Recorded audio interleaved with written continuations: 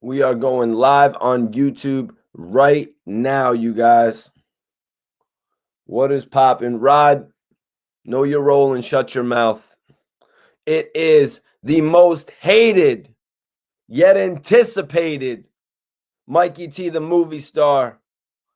It is the most hated yet anticipated Mikey T, the movie star. Everybody from IG, hit the link in my bio right now and come and join me on YouTube Live. Link is in my bio. Major salute.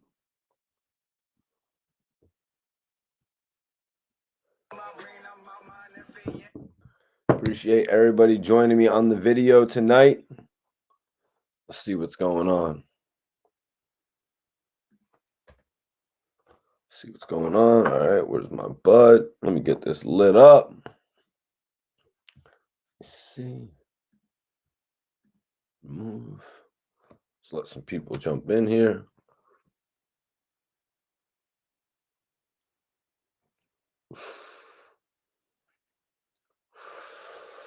Appreciate everybody tapping in. Share this video. Let's go. We got some exclusive information from Ab tonight, you guys. Cassidy wasn't really doing too good on that platform, on the new, the new style of battle.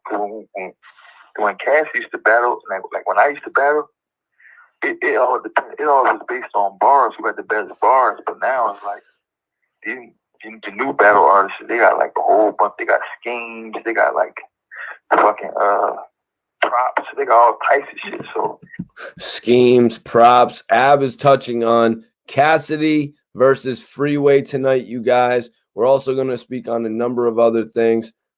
What's popping with you, Rashawn James? Dale the Great says, who signed him? Damn, man. Who signed him? Yep, we're going to be talking about that as well tonight. Memphis, Tennessee. Share this video, everyone. Share this video. Buddha Band, salute. J.O. Wyatt, appreciate you, man. Appreciate you guys. Everybody continue to share this video. Let's go. Mods and Hobbs, what's popping with you? We got some exclusive content. We got some exclusive content for everybody tonight. Some words right from Ab. I'm gonna get a real story and everything in my movie. Let them know how I do it, Max B interviews from jail. Now I got to do the ARAB interviews from jail. You got to break them up and shit. I be letting the people know. Yeah. All right. Yeah, but I'm 100% against the little beef that's going on, man. It ain't really my twist.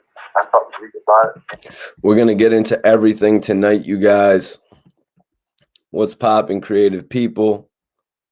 Cincinnati in the building. What's popping? LA repping. Major salute to LA. Brick City, New Jersey. What's going on? Mike Cass, what's up with you tonight? Everybody hit that like button. Share this video. We're going to get into some exclusive details tonight about ARAB.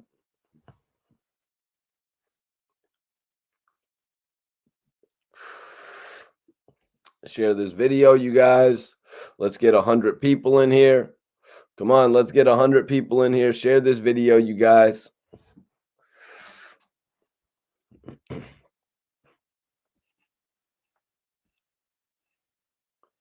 Mikey T with the illest content. Salute to you. Okay, Humberto, I see you tapping in, man. All right. East Coast Canada, Little Rock. Oh, shit. Little Rock is in the building. We appreciate Little Rock tapping in. Definitely appreciate Little Rock tapping in, man.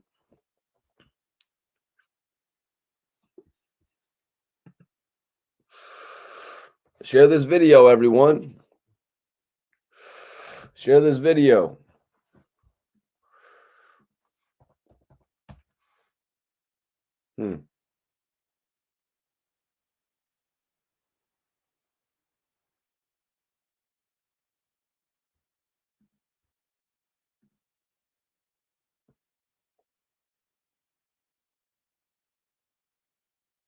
Salute to Jersey, man.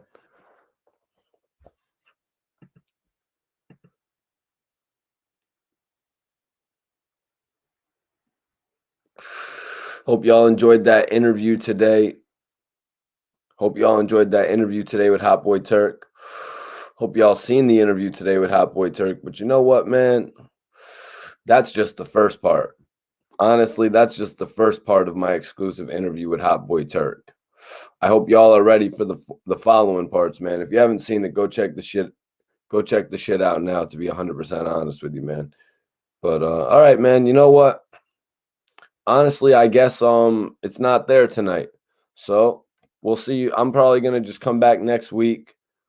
I'm probably gonna just take the Memorial weekend off, you guys, to be honest with you guys, from doing the live streams. I can honestly tell that, the numbers aren't there. We're at 40 people tonight. What up, Keith? Appreciate you for tapping in. I'm gonna go ahead and I'll let you all check out my interview with Hot Boy Turk. The new interview with Turk is out right now. Let me give everybody a second to tap in.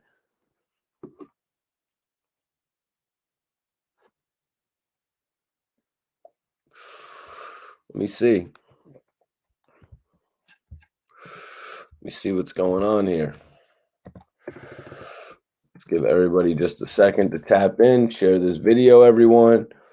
Let's see if we can, get some people registering.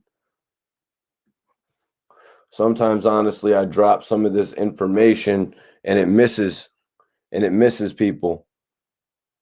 Sometimes I'll drop this information and it misses people. George McCarthy says, who's your top 3 artists from Cash Money? My top 3 artists from Cash Money, I guess it would be, honestly, BG, probably BG, Drake, probably BG, Drake, and Lil Wayne would be my top 3 from Young Money.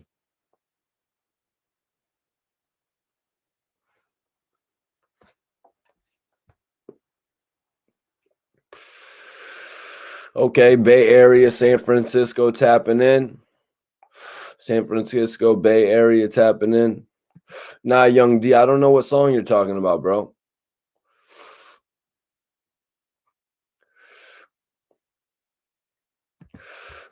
What do you mean, Mike Cash? You talking about Cash Money wise? I'm talking more overall because I really like early BG with Cash Money. Early BG with Cash Money was really my favorite, to be 100% honest with you guys. But so early Cash Money, and then overall Drake, and then Lil Wayne. The only bad album I think from Lil Wayne probably was, actually he probably had 2, 500 Degrees and Lights Out. Brooklyn, New York, appreciate you.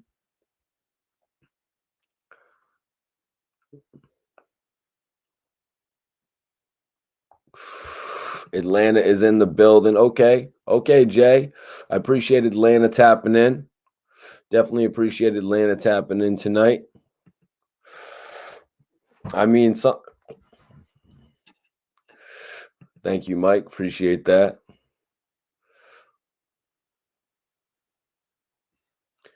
Young OG. I was actually just talking to Hardo about doing an interview. Ab had wanted me to do an interview with Hardo. But Young OG, man, this is you know what I mean? I do a lot of work, my G. You know what I mean? I never stop, to be 100% honest with you.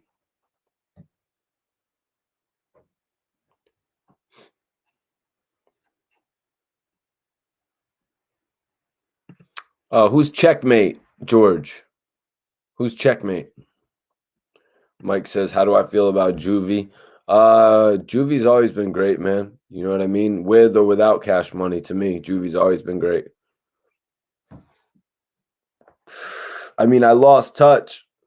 After probably after Slow Motion.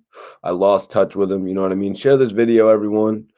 Let me know if y'all want me to continue this video by hitting the like button. We got 16 likes. We got 16 likes here, you guys. We got 60 people in the video. Let me know if you guys want me to continue this joint. Hit that like button right now if you want me to continue this. If you guys want me to Cash App, hit that Cash App with some, you know what I mean? Like, obviously, there's not the most people in the video tonight. But you know what? I respect all y'all so much. Hit that like button right now if you guys want me to continue this video. We got 65 people in here. I got 26 likes. So hit that like button right now if you guys want me to continue this video. 7139, we haven't got started. We haven't really got started yet, man. Nobody's really we got 68 people. Let's get 100 people in the video, you guys. Come on. Where is everybody? Let's go. Share this video. Hit the like button. We got 68 people in here. We only got 30 likes. Y'all want me to continue the video? Hit the likes. Come on, share the video. Let's go, y'all. Okay, salute to Rhode Island on the check-in. Checkmate was BG. I don't remember BG doing checkmate. I remember him having Chopper City, but I don't really remember him having checkmate.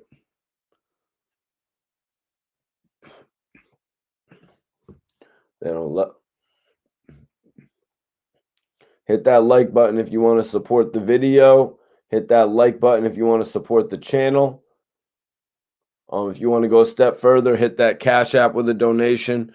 But yeah, no, BG's my favorite. Like I was actually just talking with Turk about this, about when he got linked up with E1 or Koch back then, if it was because of how big the record relationship BG had with Koch, with Chopper City Records and all that.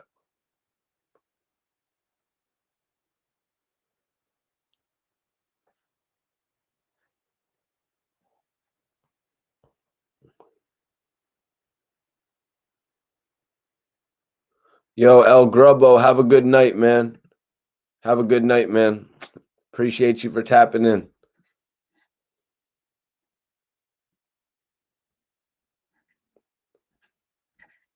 Appreciate you for tapping in for the momentary second that you were here, dumbass. Go have fun getting a shout out from a guy with fake subscribers. Sorry, guys. No fake subscribers on my channel.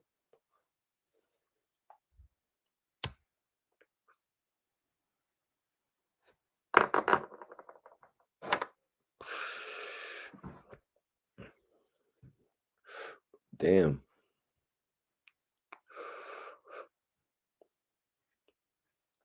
Appreciate you for checking in, Rory.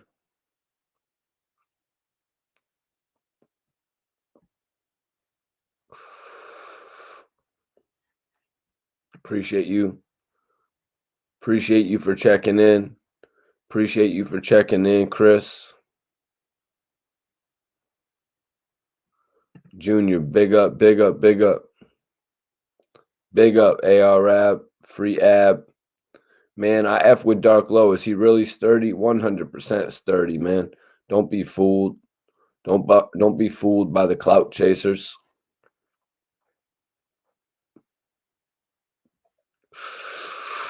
You know what they say, Wade check, slow dope. You know what they say, wave check, slow dough is better than no dough. For sure. Young D, the OG right there. What you doing tonight, OG? You working or what you doing? You vibing tonight? What's popping with you, man? Yeah, slow motion tonight, man. Slow motion tonight, apparently.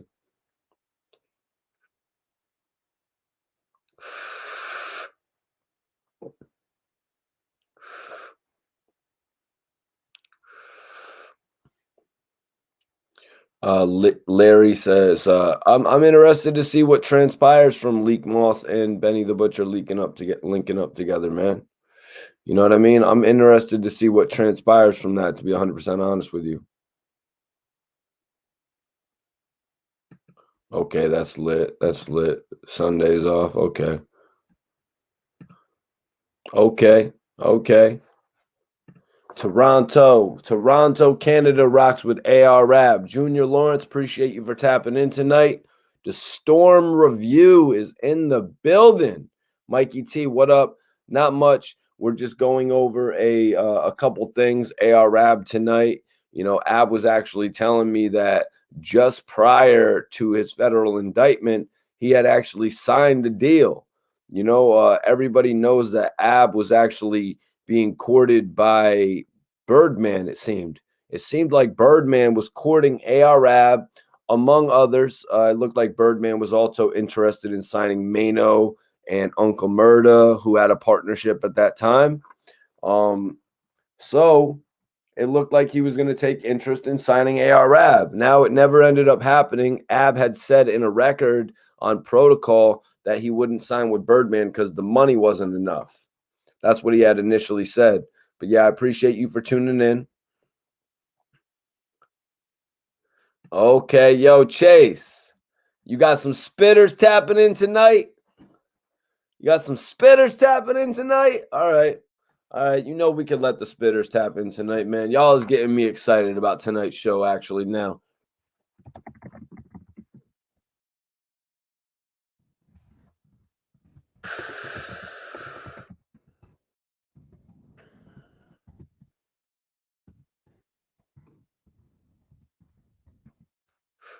See, let me get this up so everybody can see it. Appreciate everybody tuning in. My man Wavy Check actually called that. He said slow dough is better than no dough for show.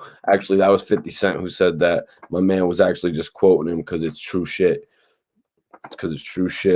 But yeah, everybody, I'm going to pin this up right now. But if any spitters want to come through, or if anybody wants to come through just to talk some shit, you know what I mean? Give their opinion on borrowed time, give their opinion on anything in general. Hit that Cash App, hit that link, and come in and tune in, you guys. Everybody come in and mess with me tonight. Let's get it popping. I was actually just speaking on the fact that Ab had signed another deal. He had told me in an interview that we were doing right before he got locked up, he had actually signed a major deal for distribution. Although he turned down the deal with Cash Money, Ab had another deal on the table, you guys. Like, Ab was really in the right at the end there. Well, for the last several years, Ab was focusing on his music career.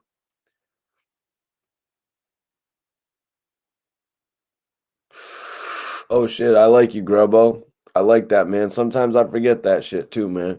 He said, yo, it's a entertainment business and I'm entertained. He said, it's just a YouTube comment. Damn. I don't even remember your comment, man, but thank you, man, for saying that. You enlightened me with that, bro. Keith Tabone says, how much was Birdman going to give him? Well, I can't say anything concrete, Keith, but what I can say is I remember reading an Instagram post from Rollo where he said that Birdman had offered him $500,000. Now, I don't see why Ab would have turned down 500,000. What do you guys in the chat think? If Birdman had offered Ab $500,000, would that be enough, or is that too small? Is that too small of a sum? Because Rollo said he actually turned down 500,000. So in my mind, I feel like it's a similar amount. You know what I'm saying? In my mind, I feel like it's a similar amount of money that actually was offered to Arab. But I don't get why he would turn down 500,000. But French Montana once said that he made similar money to that touring and through features and through various mixtape projects. You know what I'm saying? He might have even just said through touring he made that sum of money. So why would he sign? Keith says it's clean money. Take that. George says some artists get 20K. 500K sounds like love. Alvin says too little. And then you think about Ab signing for 500,000, and then you look to a guy like Trinidad James who signed for 2 million. You look to Chief Keef who signed for 6 million. You know what I'm saying? So you really got to take that into consideration. Dana Watkins says small sum. You got taxes. You will have nothing left. Larry Langor says Ab said that he had more. Yeah, Ab actually rapped about that on the you know what I mean, on his albums, the Protocol albums that he put out. he actually brought up the scenario of why he didn't sign with Birdman.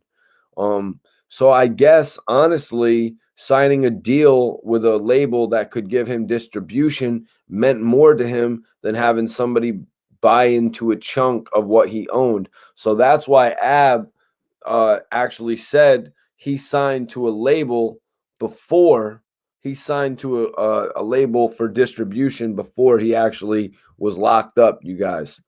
I have some audio here from Ab. Arguing about it. You know, he's standing on what he's standing on. You know what I'm saying? Let me see, that audio is kind of low right there.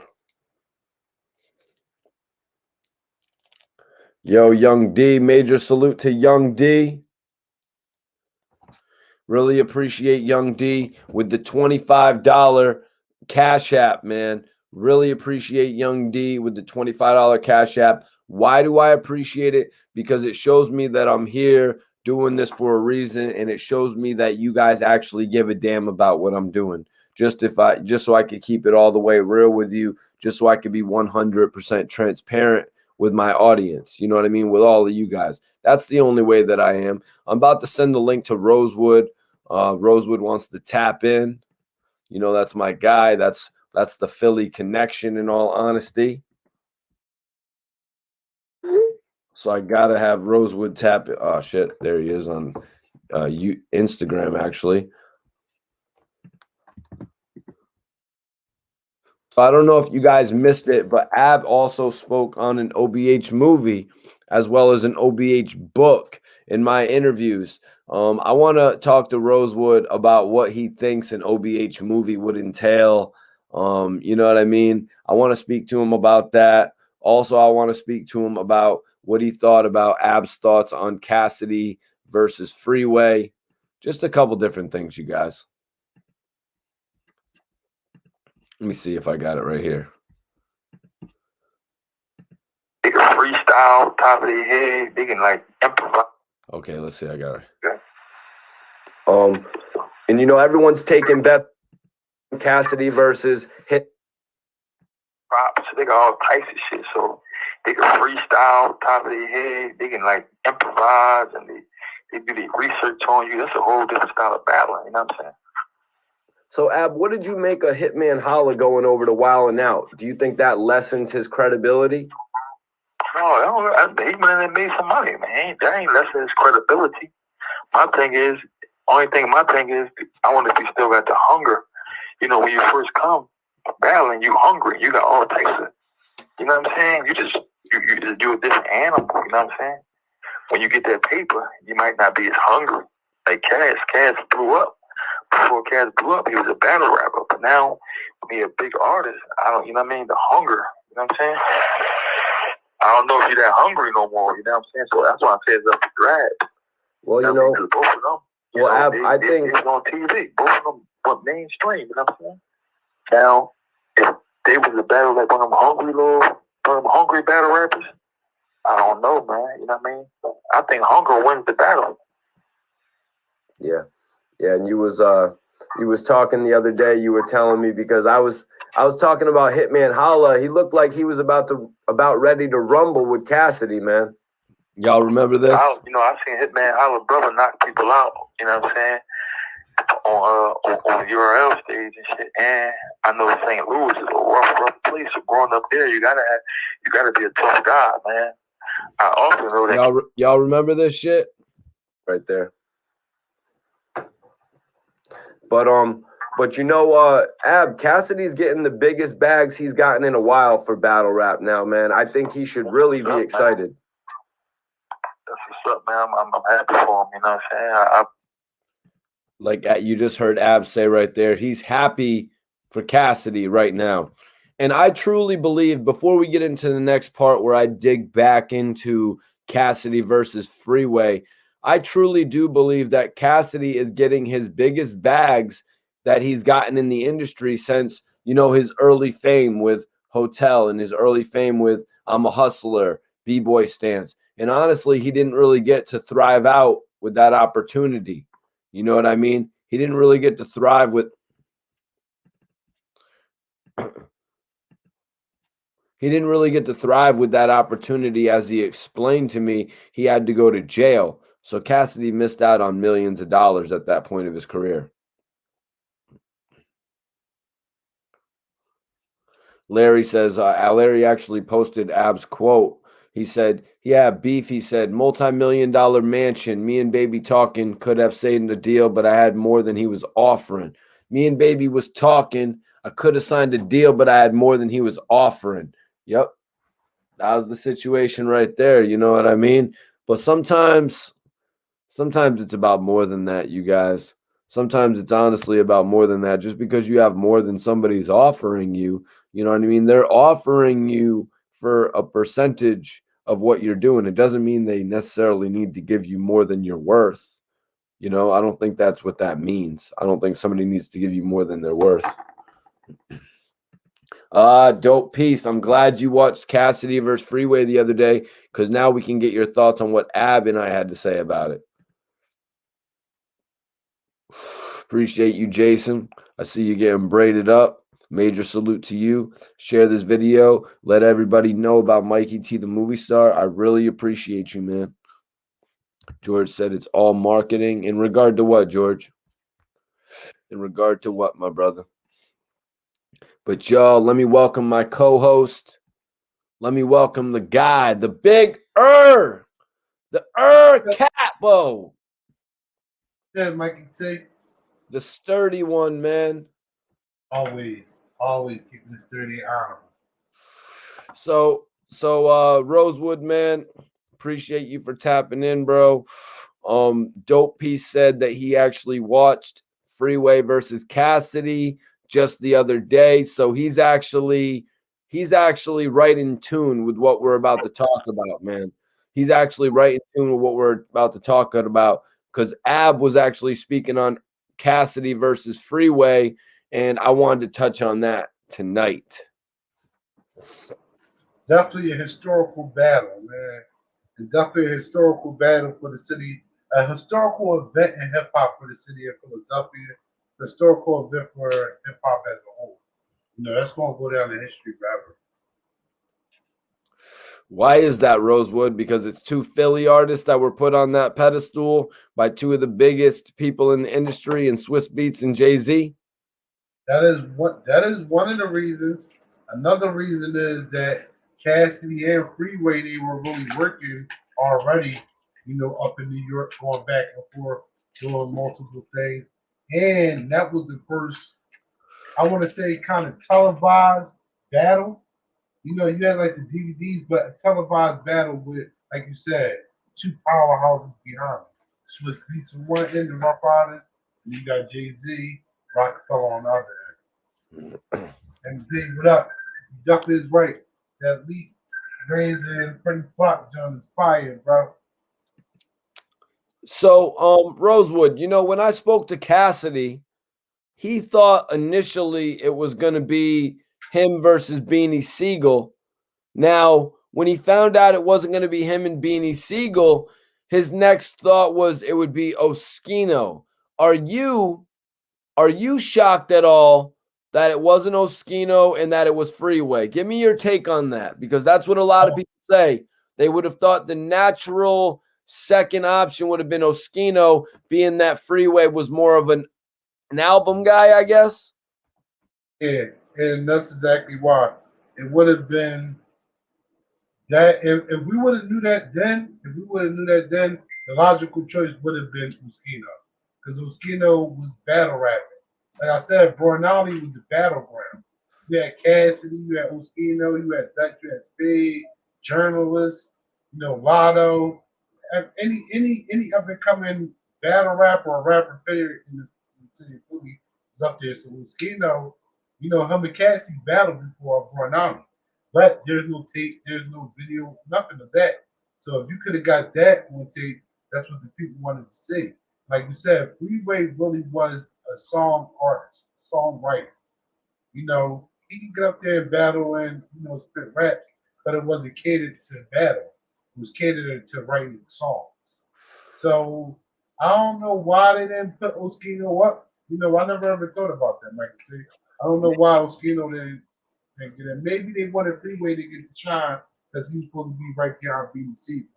Well, yes, and maybe because of the interest factor of it. Maybe Cassidy versus Freeway was going to ring more bells back then. I think it did. Because Freeway had the bigger name. Like I said, it was Jay-Z, BDC, Freeway. Almost seemed like that was the order. So He it's even like, all had right, a bigger, he even had a bigger name than Cassidy back then as well. That's why Jay-Z was saying to Swiss, "Oh, you think you got your young bull here? I got a whole group of young bulls from your young bull city. Bring them in." yeah. And that's why I said that's the only reason why I could think Moschino wasn't put up against Cassidy because they wanted Freeway had the name. They were marketing Freeway because I do believe Freeway was the first album to come out on Rockefeller other than BDC with Jay-Z, right? Okay. Let me ask you, being from Philly. Tell me if I'm putting you in too hard of a position. Tell me if you would like need a drink to drink how they do on Drink Champs, how you can drink if you don't want to answer it. But yo, being from Philly, I want to know, appreciate everybody tapping in. We got 100 people in here. Share this video right now.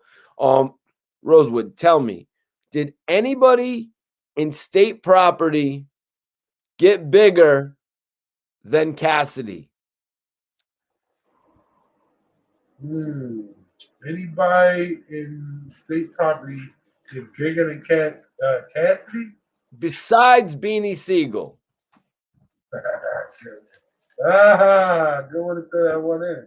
I was going to be a slickhead and say that. He can get out of it. But I'm going to say no. Because Cassidy with Swiss Beats production and Swiss Beats putting all his time and effort into Cassidy as an artist, I think Right. Cassidy was already going to be on that.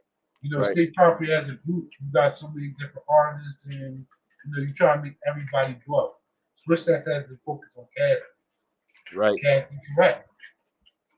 Cassidy arguably had a better relationship with Swizz Beatz than Beanie had with Jay-Z.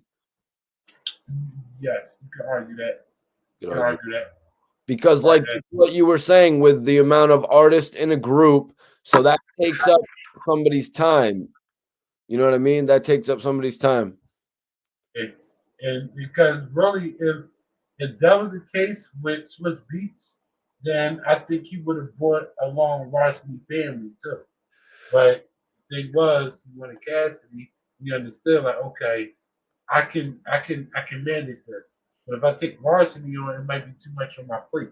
Well, honestly, Rosewood, I don't think we can judge Cassidy's career properly because of all the it's been thrown up in the air so many different times.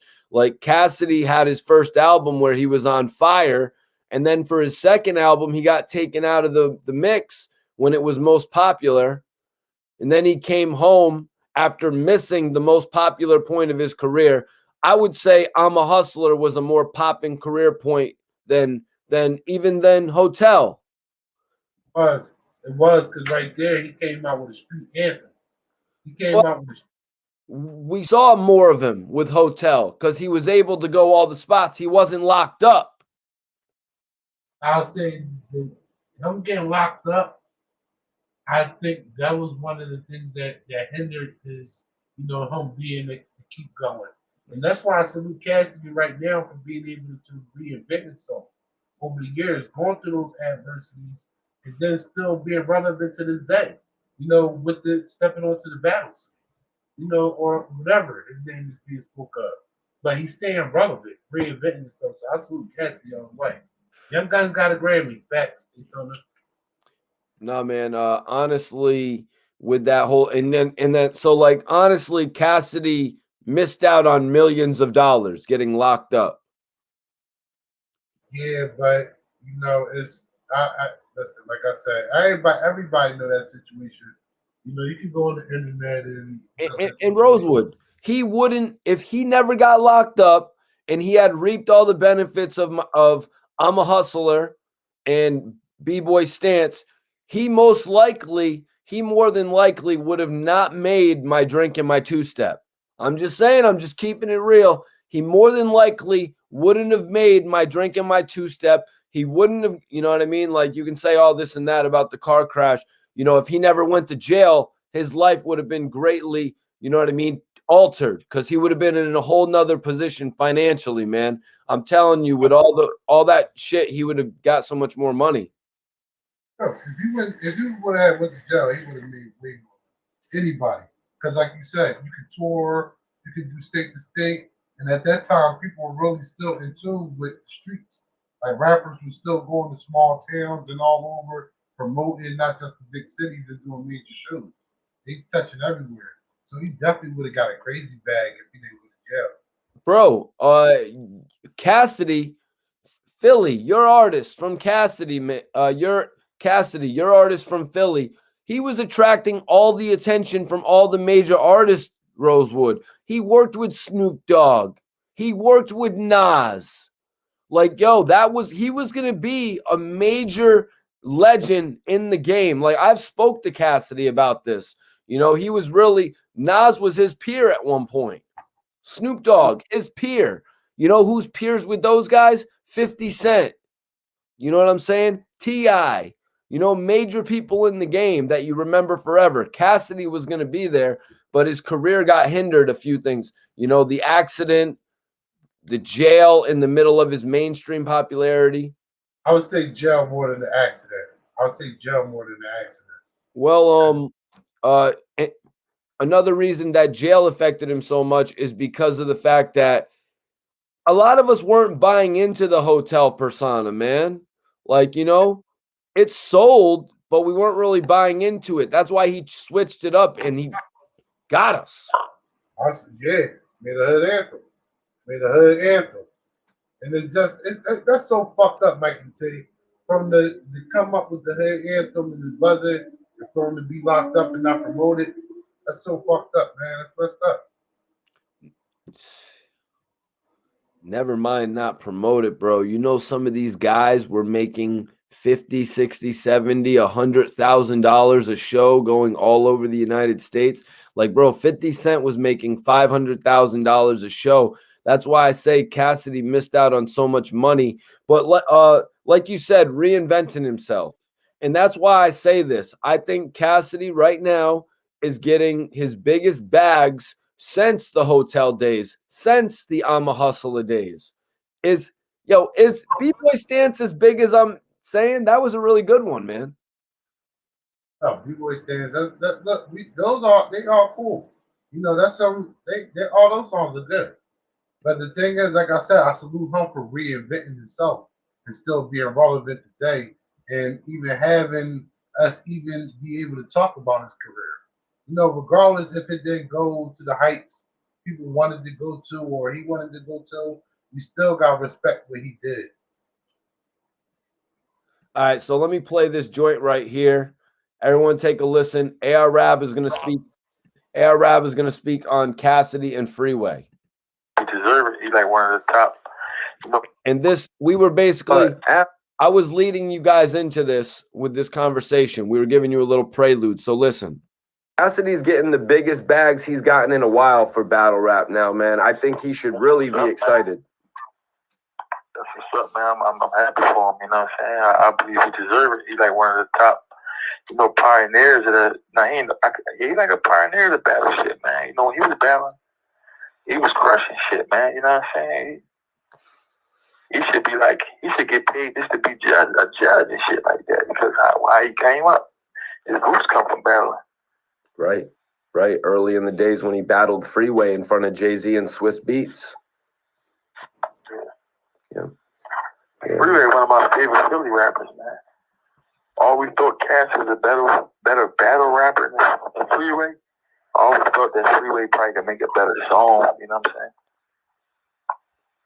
Yeah, you know, a lot of people say that battle with Cassidy really hurt Freeway's credibility. What do you think about that?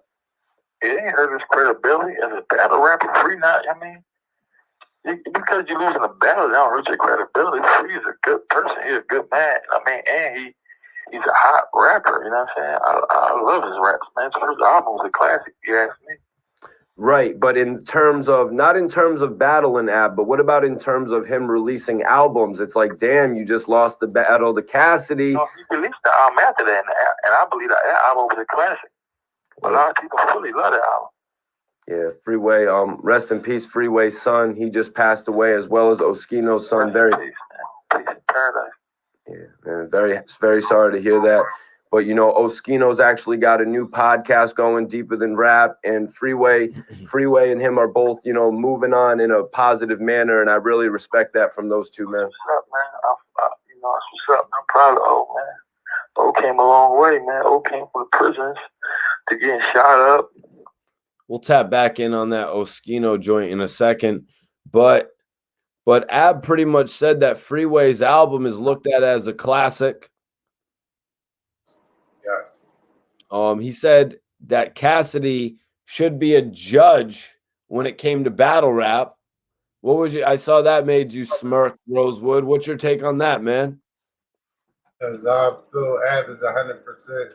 I feel 100% where Ab is coming from because of the legacy Cassidy has battling before there was any rap battle leagues.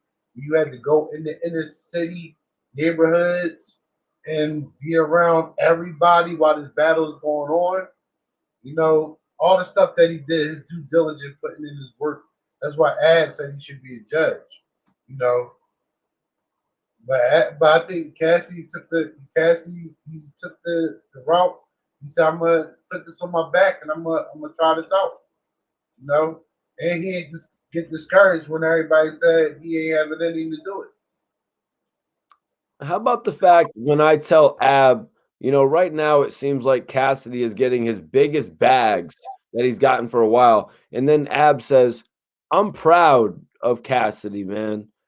You know, with all the speculation of how Ab feels about Cassidy, what do you make to hear that, him saying that he's proud of Cassidy at this point, man?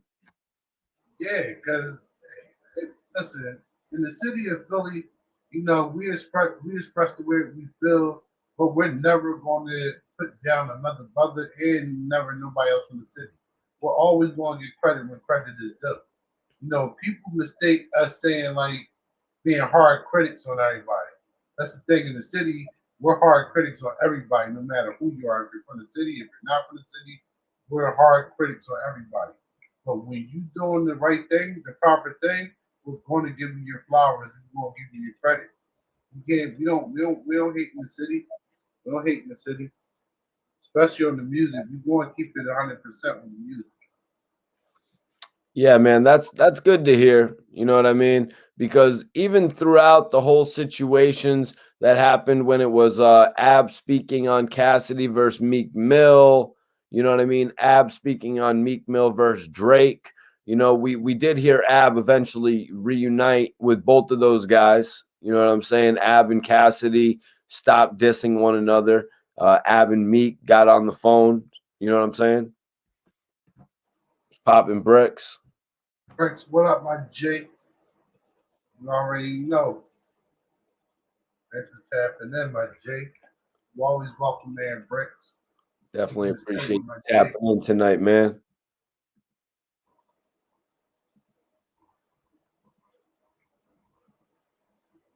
Well, yeah, man. So as far as the battle though, is it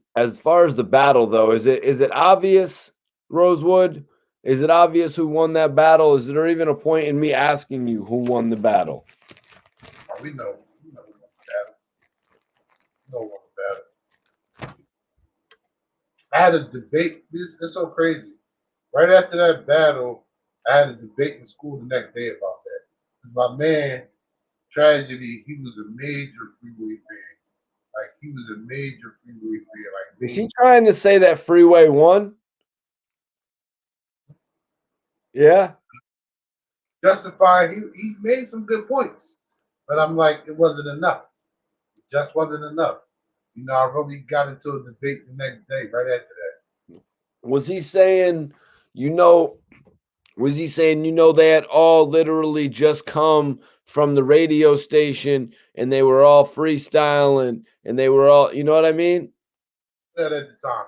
We didn't know that, Mikey T. We thought they all met up. We thought they were just all in the studio. Right. We thought people were just all in the same building Right. and they said, all right, we're going to have a battle. All the information that came out now about the battle, that's new to the city. You're right. The city didn't know that. The city didn't know Freeway was rapping all day. Just came from the radio station. We didn't know none of that. And like I said before in the live before, if we knew that, we would have respect Freeway. Like, not saying we didn't have respect for Freeway, but him stepping up to battle. You had so much more respect for him. So you like, that he did all that day. He still battled. Well, you also know, Rosewood, that Freeway could have technically, a lot of people say Freeway could have technically just used his verses from the freestyle on the radio station if he really just wanted to use his best verses. Like they say he could have just used that against Cassidy that day. You know what I mean? A lot of people. Huh? Yeah, did that. He would have got criticized in the city for using the same verse. Yeah. So we would have heard the freestyle, and then when we heard the battle, we were like, disqualification. Yeah. This is disqualification. Yep. Can't Right. say from something else. No, you're right, man. And honestly, that's what you're right about, the fact that not everybody knew what was going on, because we saw the video released that we didn't know it was the same day. You know, back then when they would go do those ciphers on the radio, it was on the radio. It wasn't a video like it is nowadays. Facts.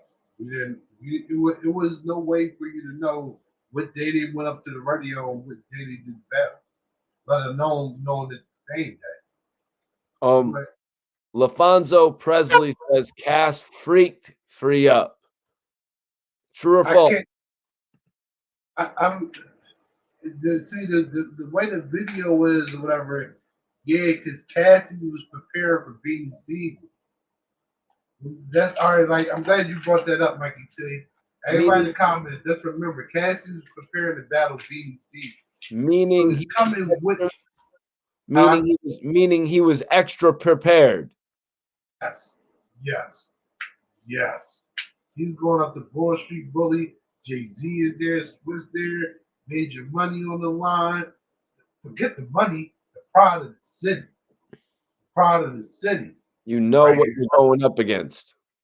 Exactly. So he was coming for beating Siegel, and when Freeway came, he said, all right, I'm going to do the same thing. I'm going to make it look even more better. Okay, yep. You going to put your man up? You don't respect me enough? Your man is going to get all this heat that I had for you. Sometimes it happens like that, man. Sometimes it happens like that. So Rosewood, George McCarthy says, Rosewood, where do you place Kaboom in the Philly rap scene, in the Philly battle rap scene?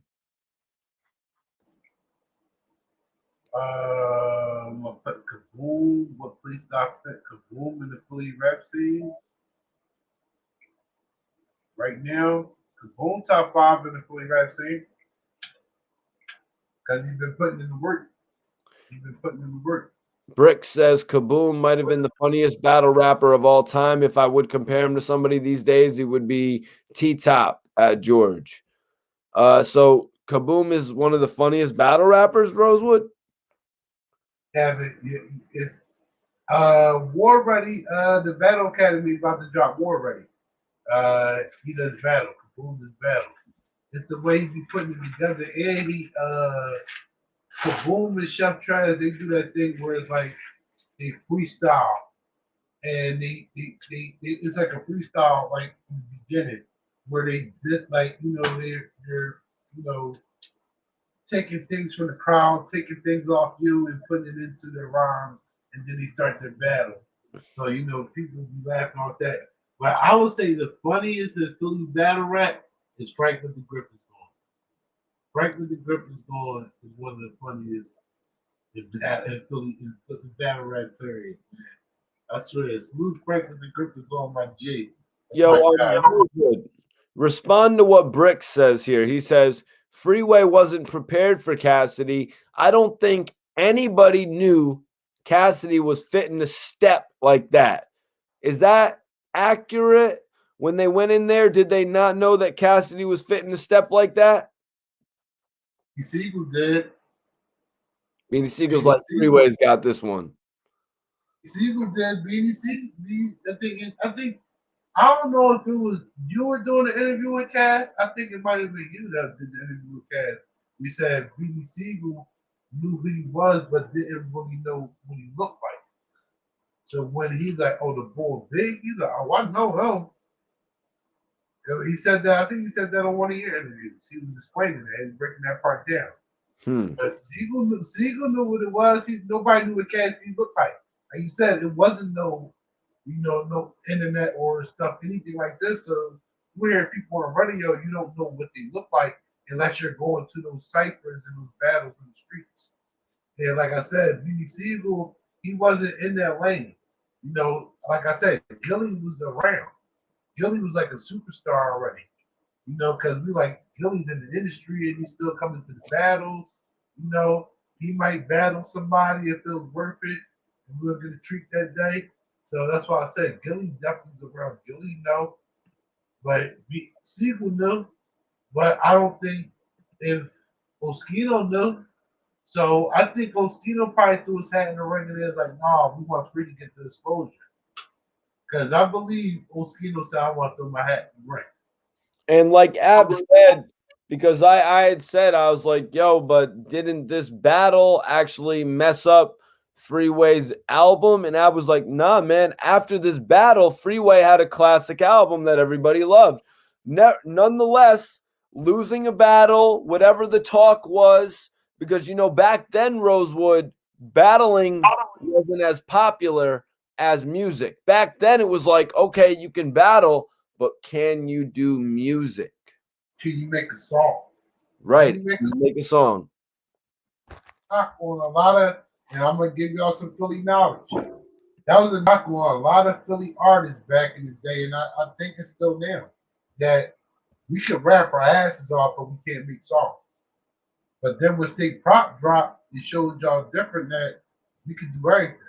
When Major Figures came out, oh no, we can make songs too. We can make radio friendly songs. Because back then you couldn't curse at all on the radio. It was so censored. So you Now, couldn't rap. I just looked up a couple dates, and maybe you could tell me Freeway might have had a song, but the major song Freeway had, What We Do, was released in 2003. Cassidy's first major song, he followed Freeway. Cassidy might have won the battle, but Freeway had the more major song first. Cassidy followed with Hotel, releasing it in 2004. Yeah, Freeway, that was a classic album. The production on there, the production, and with Freeway's lyrics and storytelling, it made it a classic album. Definitely on repeat heavy. The Rock was on repeat heavy. State Prop was on repeat heavy. So I'm just saying that, maybe some people say Cassidy won the battle, but Freeway had the single out first. You know what I'm saying? Freeway had the major single out first after that whole thing. Also, we were speaking on earlier, not to jump away from this topic, but we were speaking on a little bit earlier, A.R. Rab opting out of his deal with Birdman to just take a distribution deal. Rosewood, what were your thoughts, if you would want to touch on that at all, of A.R. Rab turning down Birdman? He actually rapped in one of the songs on Protocol. He said, I was in talks with Birdman, but I had more money than he offered. You know what I'm saying? What's your thoughts on Ab turning down a deal with Birdman? Now, some people ask, how much money was it going to be? I remember Rollo posting, Birdman offered me $500,000. I'm going to turn it down. I mean, if Birdman offered Arab $500,000, wouldn't that be kind of crazy to turn down? Now, okay, I'm gonna speak on it like this, just from the industry standpoint. Just speaking in general.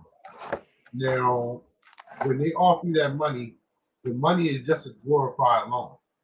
you have to pay that money back in album sales or music sales, whatever. That's why they do 360 deals, because if your album don't sell, then you get paid off your merch, your performances. And when you sign that deal, you're signing sometimes, most of the time, you're signing away your intellectual property. Your intellectual property is everything that's yours. Your face, your name, everything. So we don't know. In another, I'll give you all saying, the devil's in the details. So he might have looked at the details and it might have not been him.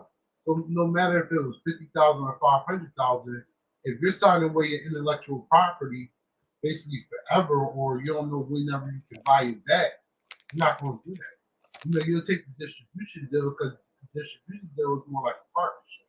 I mean, I have, my promotion, I have everything, my team, everything to push my album and all that. I just need somebody to distribute it. And it can go through cash money. So he was making a smart move right there. That money is a glorified loan. That's all it is. So no matter 50 or 500, Now there were you rumors. get rid of your intellectual property.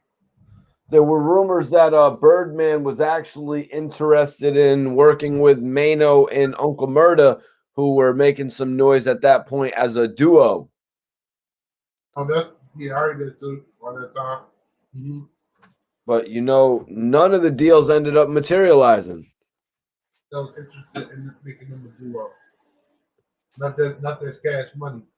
Yeah, nothing ended up really materializing though with Ab, with Mano, Uncle Murda, or with Rollo, or for that matter, nothing really ended up materializing with Young Thug either.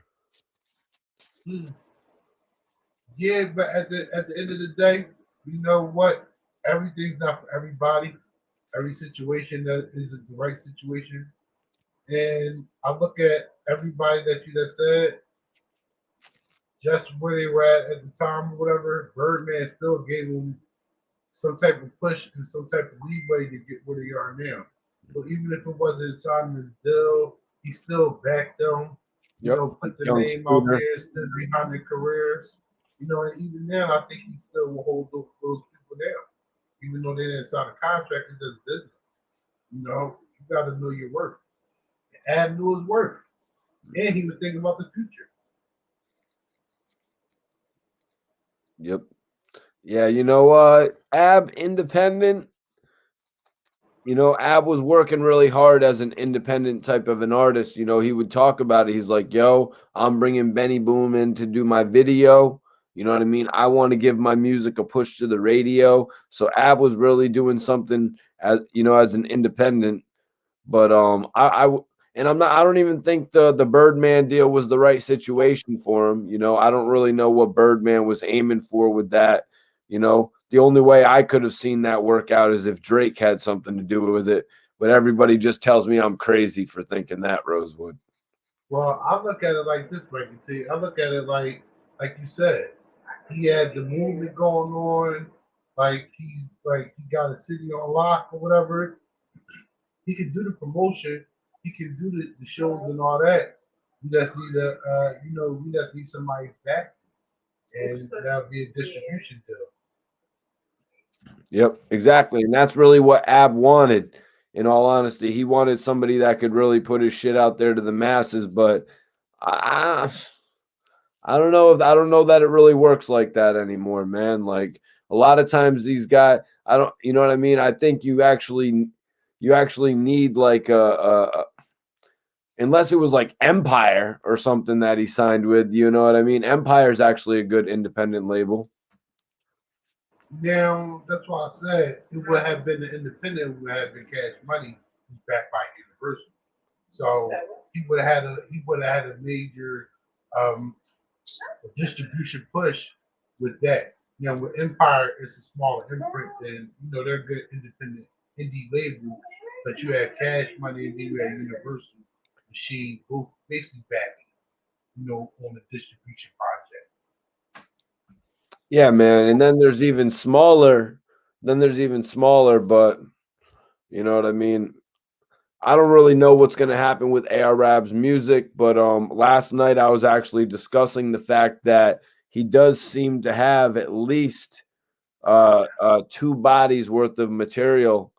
You know what I mean? Two full albums worth of material between the Road to Glory joint and the Goon and the Crook. So that's a positive thing, man. Yeah, always a positive thing when the music, expect music, expect music to come out and know that it's going to come out. Not saying like, oh, we hope it come out and all that, or it might be a blip, it might not be. People, the music is here, the music going to come out. Fans are definitely waiting for it, man. And 1 second, let me see. Appreciate you for tapping in, Mike Cass, man. Let me see. Brick says all Ab needed was one industry song, and when the people saw how he did the street rap, it would have been game over.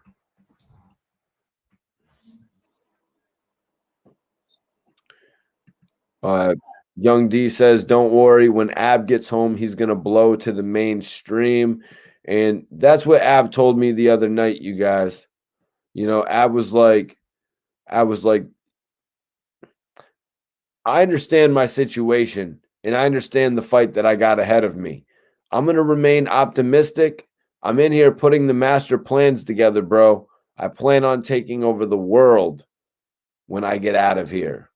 That's what Ab told me. So he's keeping his spirits high.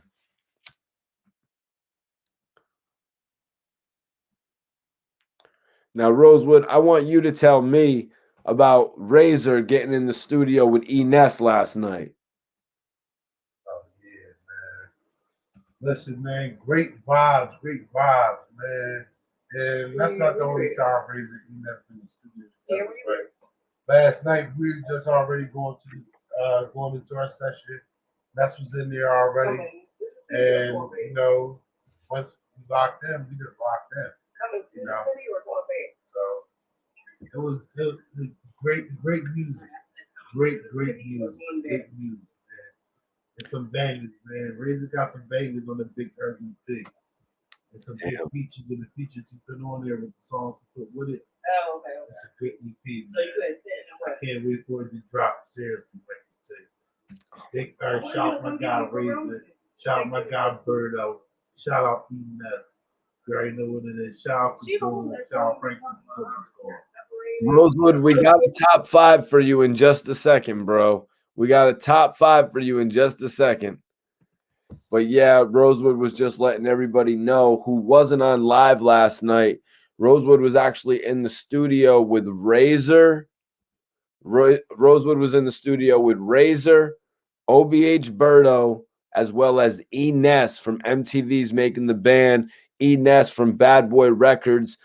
E-Ness, pretty much a household name in Philly, you know what I'm saying? But a household name in the United States as well. I mean, I don't even need to tell you guys how many viewers tuned in every week to watch MTV's Making the Band. But E-Ness has been doing his thing on the battle rap scene as well as the music scene in the last few months, really reigniting. Since last year, E-Ness has been reigniting his buzz and shit. And it's dope to see that he jumped in the studio with Razor, and it's actually at the perfect time, Rosewood. Yeah.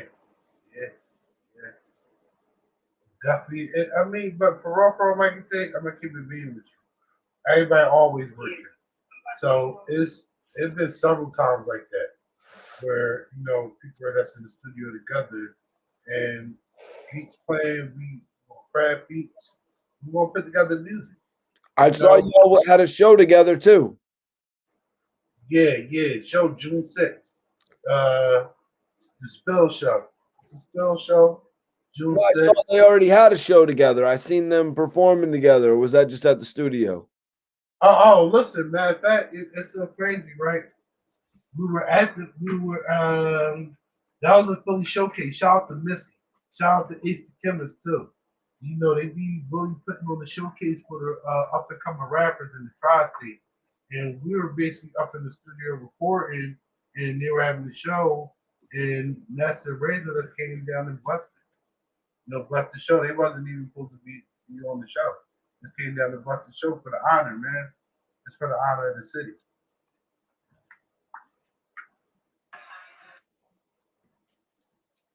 Hold on 1 second. Let me see.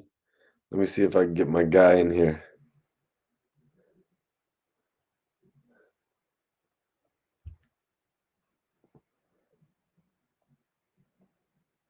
Fuck. 1 second. 1 second. Oh shit. Excuse me. Rosewood had to tap out for a second, you guys. I'm sending this video to a special guest. Let me see if I can get my guy in here. I'm not sure where he's at.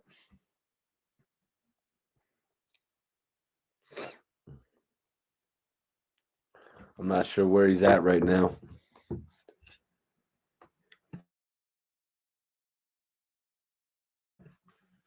Excuse me, you guys. George says the coconut blunt is the best flavor out of all. Hell no, man. Hell no. Salute to Diddy. He's a real good dude, man. All right, Buffalo, New York in the building. What's popping? I want to know everybody's in here.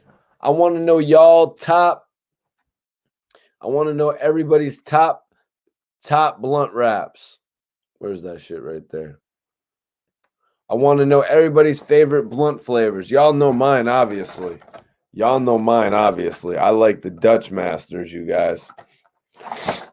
I'm a Dutch Master guy myself, you dig? But I want to know, what do y'all like? My favorite is the Dutch. This is what I get, you guys. Got too much. I need 2 more in there. Might as well put those in here. Sorry, guys. I shouldn't be doing this during my live. I'm working during my live. Putting this shit in here. I should be talking about hip-hop, but I'm putting Dutches in another box.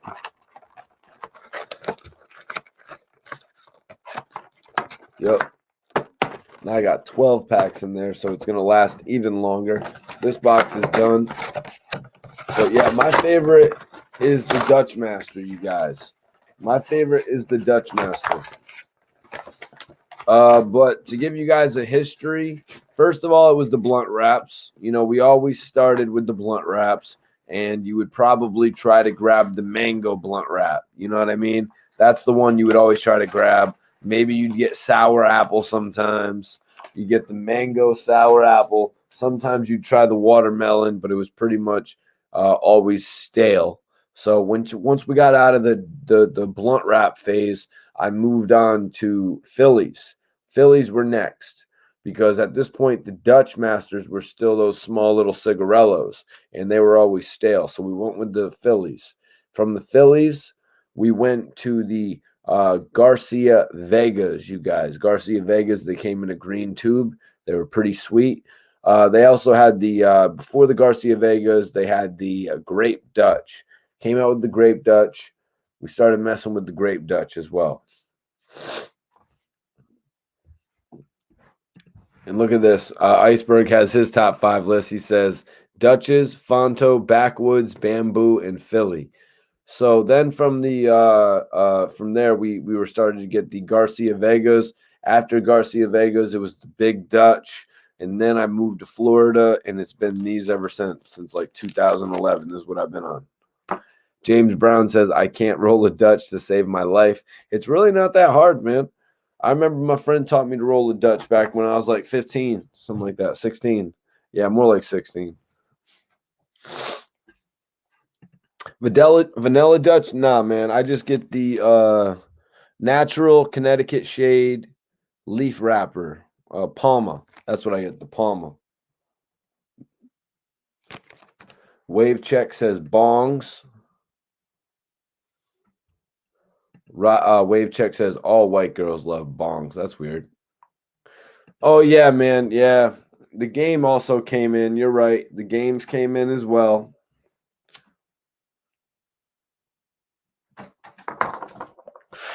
It's crazy how I remember the Dutch, or not the Dutch, the blunt wrap phase more than the game phase. It's because we were smoking so many blunt wraps back in the day, man. You know what I'm saying? It's because that's all the Gandhi Mart people would sell us. Like, you'd go to the Gandhi Mart, and they wouldn't even care that you were 16. They'd sell them to you. They'd be like, nobody else wants to buy these shits. Take them.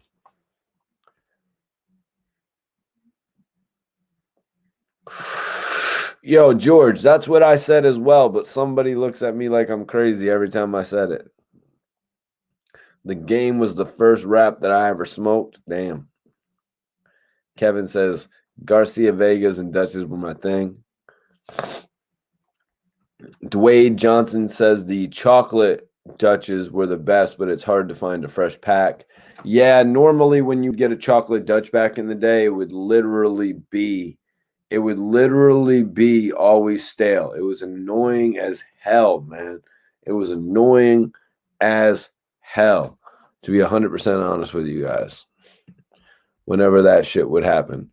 Let me send this shit to my boy Chevy Woods. I need to get Chevy Woods on the show sometime.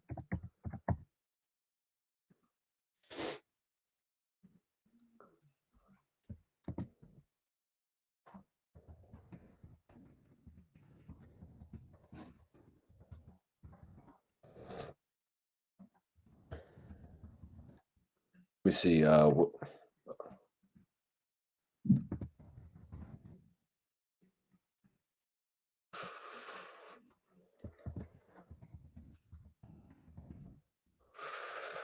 we go. I just sent it to a couple of people, you guys. How's Twiz doing? Twiz is pretty good, man. Twiz is pretty good. I'd send this video to him right now, but I think he's probably tied up. Let me send this link to him.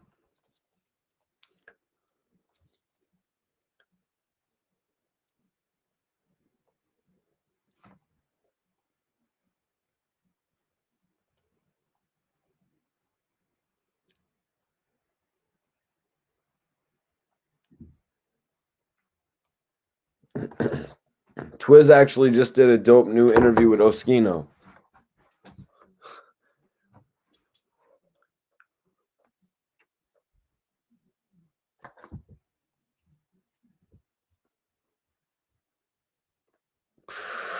I never seen the G Pens from Snoop Dogg.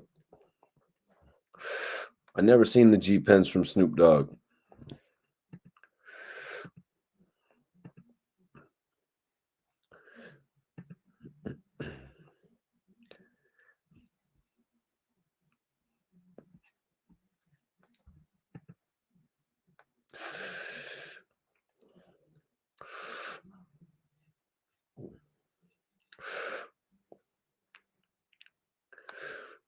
Backwoods. Yeah, backwoods are cool.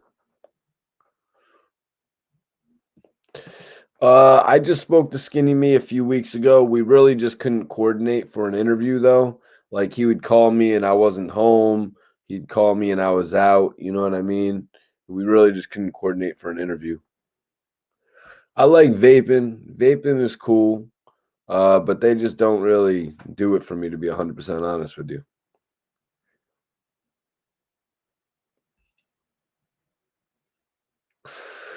Like they don't get me as high, to be 100% honest with you.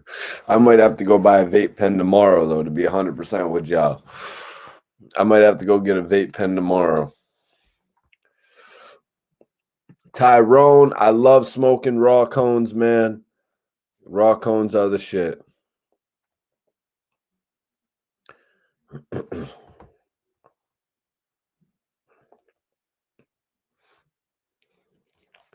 Hold on, let me see what's up with my guy. Let me see what's up with my guy, RBH.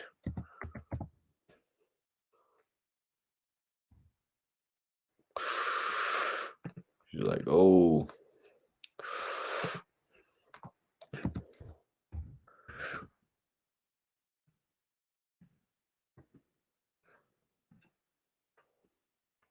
You pay for views on pay-per-view, right?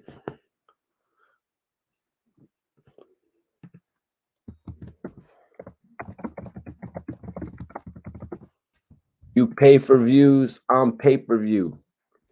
Corey says, hey, Mikey T, my mom likes you. Damn. Does she think I'm an upstanding young gentleman?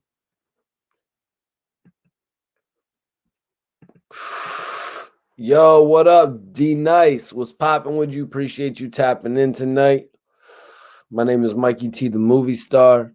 I've been doing interviews since like 2009, man, and now I'm doing live streams.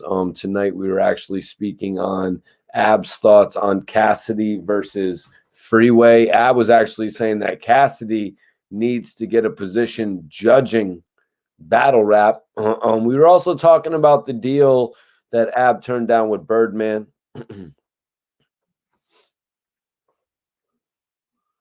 Shout out to your mom.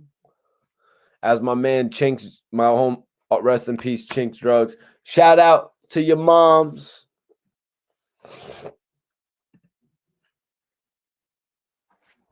But major salute, D Nice. If you haven't subscribed, hit that subscribe button.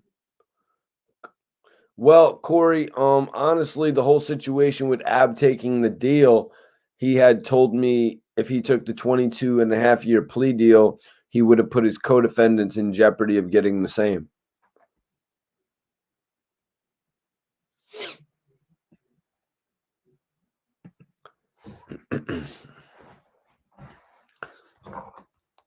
King Rax, thanks for tuning in tonight. Hit that like button if you haven't already, guys. Really appreciate everybody tuning in on the reel.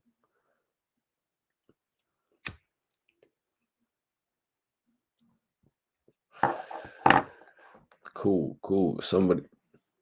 Iceberg. What you know about Philly's Most Wanted? They're calling you out, Iceberg. Is everybody ready for this week's hip-hop trivia battle? I hope you guys are ready for this week's hip-hop trivia battle, man. Put a thumb up in the chat if you've been messing with the hip-hop trivia battle. Let me know if you want to see it continue on. Let me know if you want to see more episodes, or let me know if you just haven't seen it in general and you don't know what the hell I'm talking about.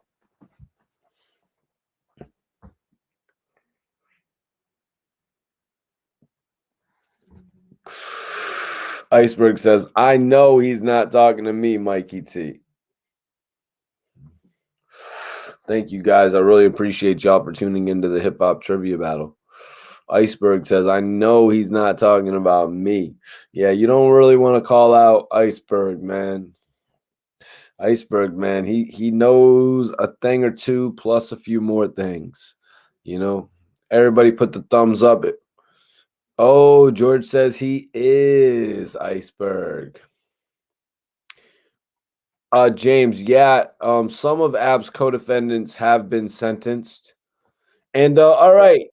So I'm glad we got our judge back. The judge, Iceberg, I'm back, man. I don't know what's going on. What I missed, man. the judge, the jury, and the executioner is back.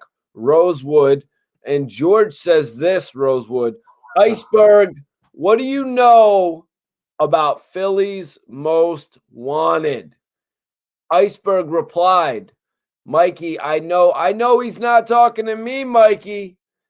And then George says, yes, I am, Iceberg. So right now, Iceberg, you're being put on the spot, and Rosewood is going to determine how much you do know about Philly's Most Wanted. So now, Iceberg, we're going to need you to put in the chat, what do you know? We're going to need you to answer George's question. What do you know about Philly's Most Wanted? George, I ain't dodged that. While Iceberg thinking of those, I'm about to give you my top 5. Slow your roll, Cannon. I got you. Yep, we were actually going over that. A lot of people were talking about it, you know what I mean, while you were gone. So now, Rosewood, you usually get asked your top 5 rappers, top 5 battle rappers, top 5 boxers you've been asked. Yeah. And now you've got the top 5 blunt flavors, man. Let it go, Rosewood. What's the top 5 blunt? What's the top 5 things you're twisting your marijuana in? Hey, now listen, man. You know, I'm what you consider an OG at the smoking thing. So I had to first and foremost give the props to the Philly blunt. You know, if it wasn't for a Philly blunt, you know, we wouldn't be doing this, man. And the next thing, yes, because I heard a couple of people saying the first thing they smoked was a a pink wrap or a mango wrap. I'm like, hold on, they ain't make them when I started smoking. You had Philly Blunts, Garcia Vegas, then a Dutch, not palm leaf, and palm leaf isn't vanilla either.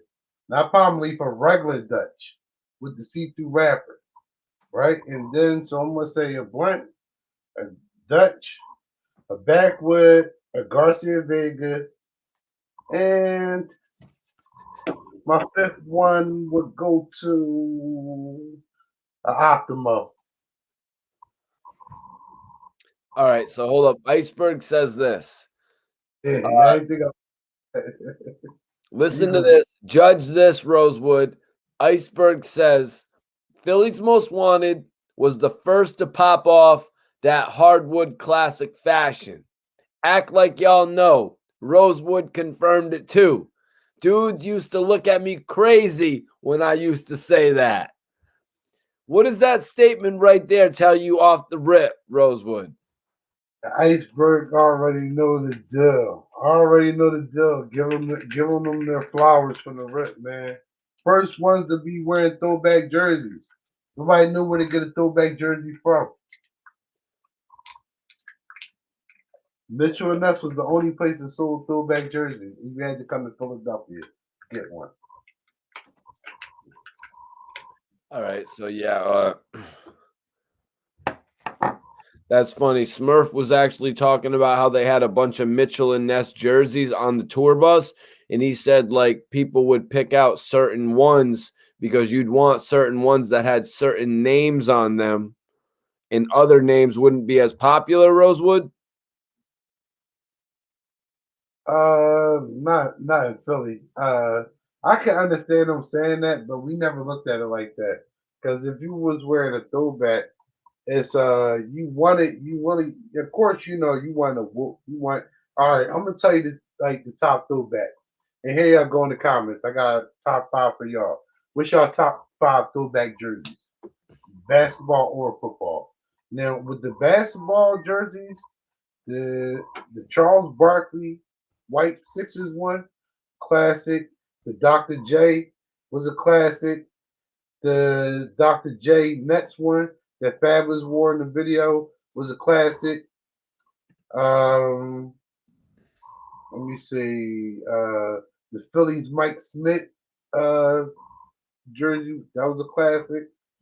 Let me see some more throwbacks. Salute D Nice, super sticker, $1.99. Major appreciation to that, man. If anybody wants to donate to the channel, hit that Cash App, Mikey T Movie. I'm posting it right now. But so Rosewood, so what were a couple of the names on the Mitchell and Ness jerseys that you would like be hyped to wear back in the day? Is what I'm wondering, compared to a couple that you wouldn't really want to wear. It wasn't really about the name. It was really about the style of the jersey. You know, that's what I'm saying. Like the one jersey I didn't like the Buffalo Braves, y'all. It was like too bluish.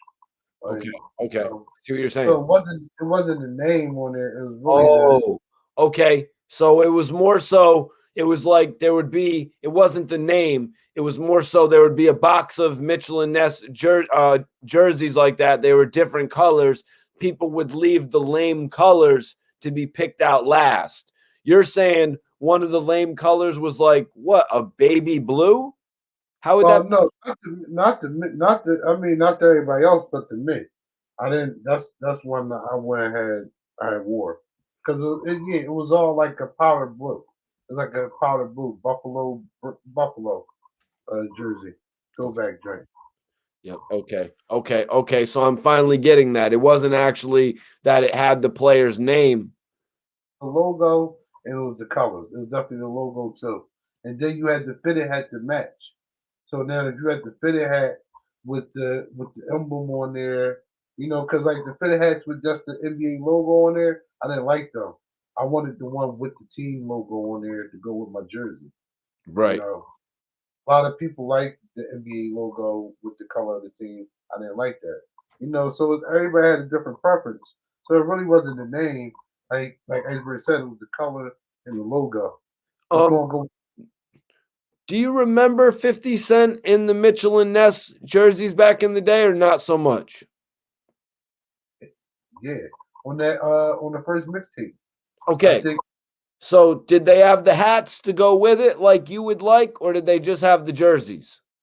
they had everything. They was on the whole style. So he was 50 was tapped in with the city because even wearing headbands, even wearing like headbands that NBA players wear, we were rocking them with the jerseys too.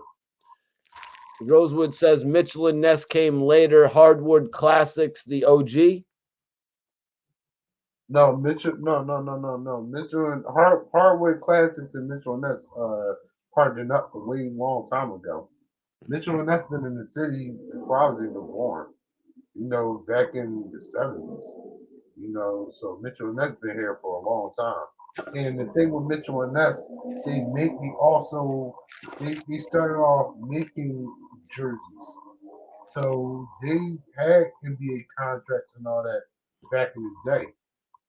So they had the rights to do those jerseys over again. So there was no hardwood classic on the bottom of the jersey. All right. So, Rosewood, I guess what I'm asking is if Mitchell and Ness or whoever sends the jerseys, are they also sending the hats so you can look right? Yeah, Mitchell and us had the hats too. But who started really with the hats was Total Sport. Okay. Total Sport came into the city too, and they started the jersey game too. And Mitchell and Ness was the ones to really bring the hats to the forefront, all the different types of hats. So you had Mitchell and Ness, they had hats, but Total Sport had endless hats, endless. So whatever jersey you had, you can get like 3 hats and match that jersey, something like that. So Mitchell and Ness that's what I said. Only of the hardwood classic gonna come around when Total Sport came up. Yeah, when Total Sport was on Fourth and South, right across from Ishkabibble's, right next to the TLA where everybody performs at. So every rapper has to go in the TLA, and then you have Total Sport next door with all the jerseys in there, all the hats, and they have sneakers and all other apparel. Well, do you ever remember G Unit coming to the TLA? Yeah. Mhm. Mhm. I remember them coming to the TLA. I didn't go to that show. I was outside. I wasn't able to get in because at the time I was trying to get in for free. I was trying to slide into the back door. What Ain't about work out. what about Major Figures, man? Did you ever see them at the TLA, or was it not the right era? I didn't see them at the TLA, but I did see Major Figures perform. I seen them perform at club dances. Club dances. Yeah, club dances. What year? Do you remember? That got to be like 95. It was either like 95. It was probably like 96. 96 and 97. Really? Was Bianca there too? Yeah, everybody was there. Everybody was there. Everybody. Yeah, I think Rocky was still alive because he was on stage too. So this might have been this might have been like 96. Like my 8th grade year in middle school. Because one of my homies, shout out to my man AJ, man, the German he always used to be saying GDK, says goddamn killer. Because that was Gilly phrase at the time. GDK says goddamn killer. Like my man used to say that every day. Like he's a major Gilly fan. So then we used to debate about the other artists who were popping. I was a Dutch and Spade fan. All right. All right. Rocking. Another question that you might have to say you might want to take a drink on. It has to do with your city. Do you want me to just pass it and not ask the question? Oh, answer, Mikey T. Ask the question, Mikey T. If I gotta take the smoke, if I gotta take a hit of the L for it, then I will. All right. I gotta Well, take I'm going to tell you this. It's a 5-second pull of the L if you don't want to answer. Since we don't have any shot glasses on deck, if you don't answer a question, it's a 5-second pull of the L. And I don't know if you remember, but I did push-ups on here the other night, 10 of them. Did you see that or no? Oh, but I know what they are.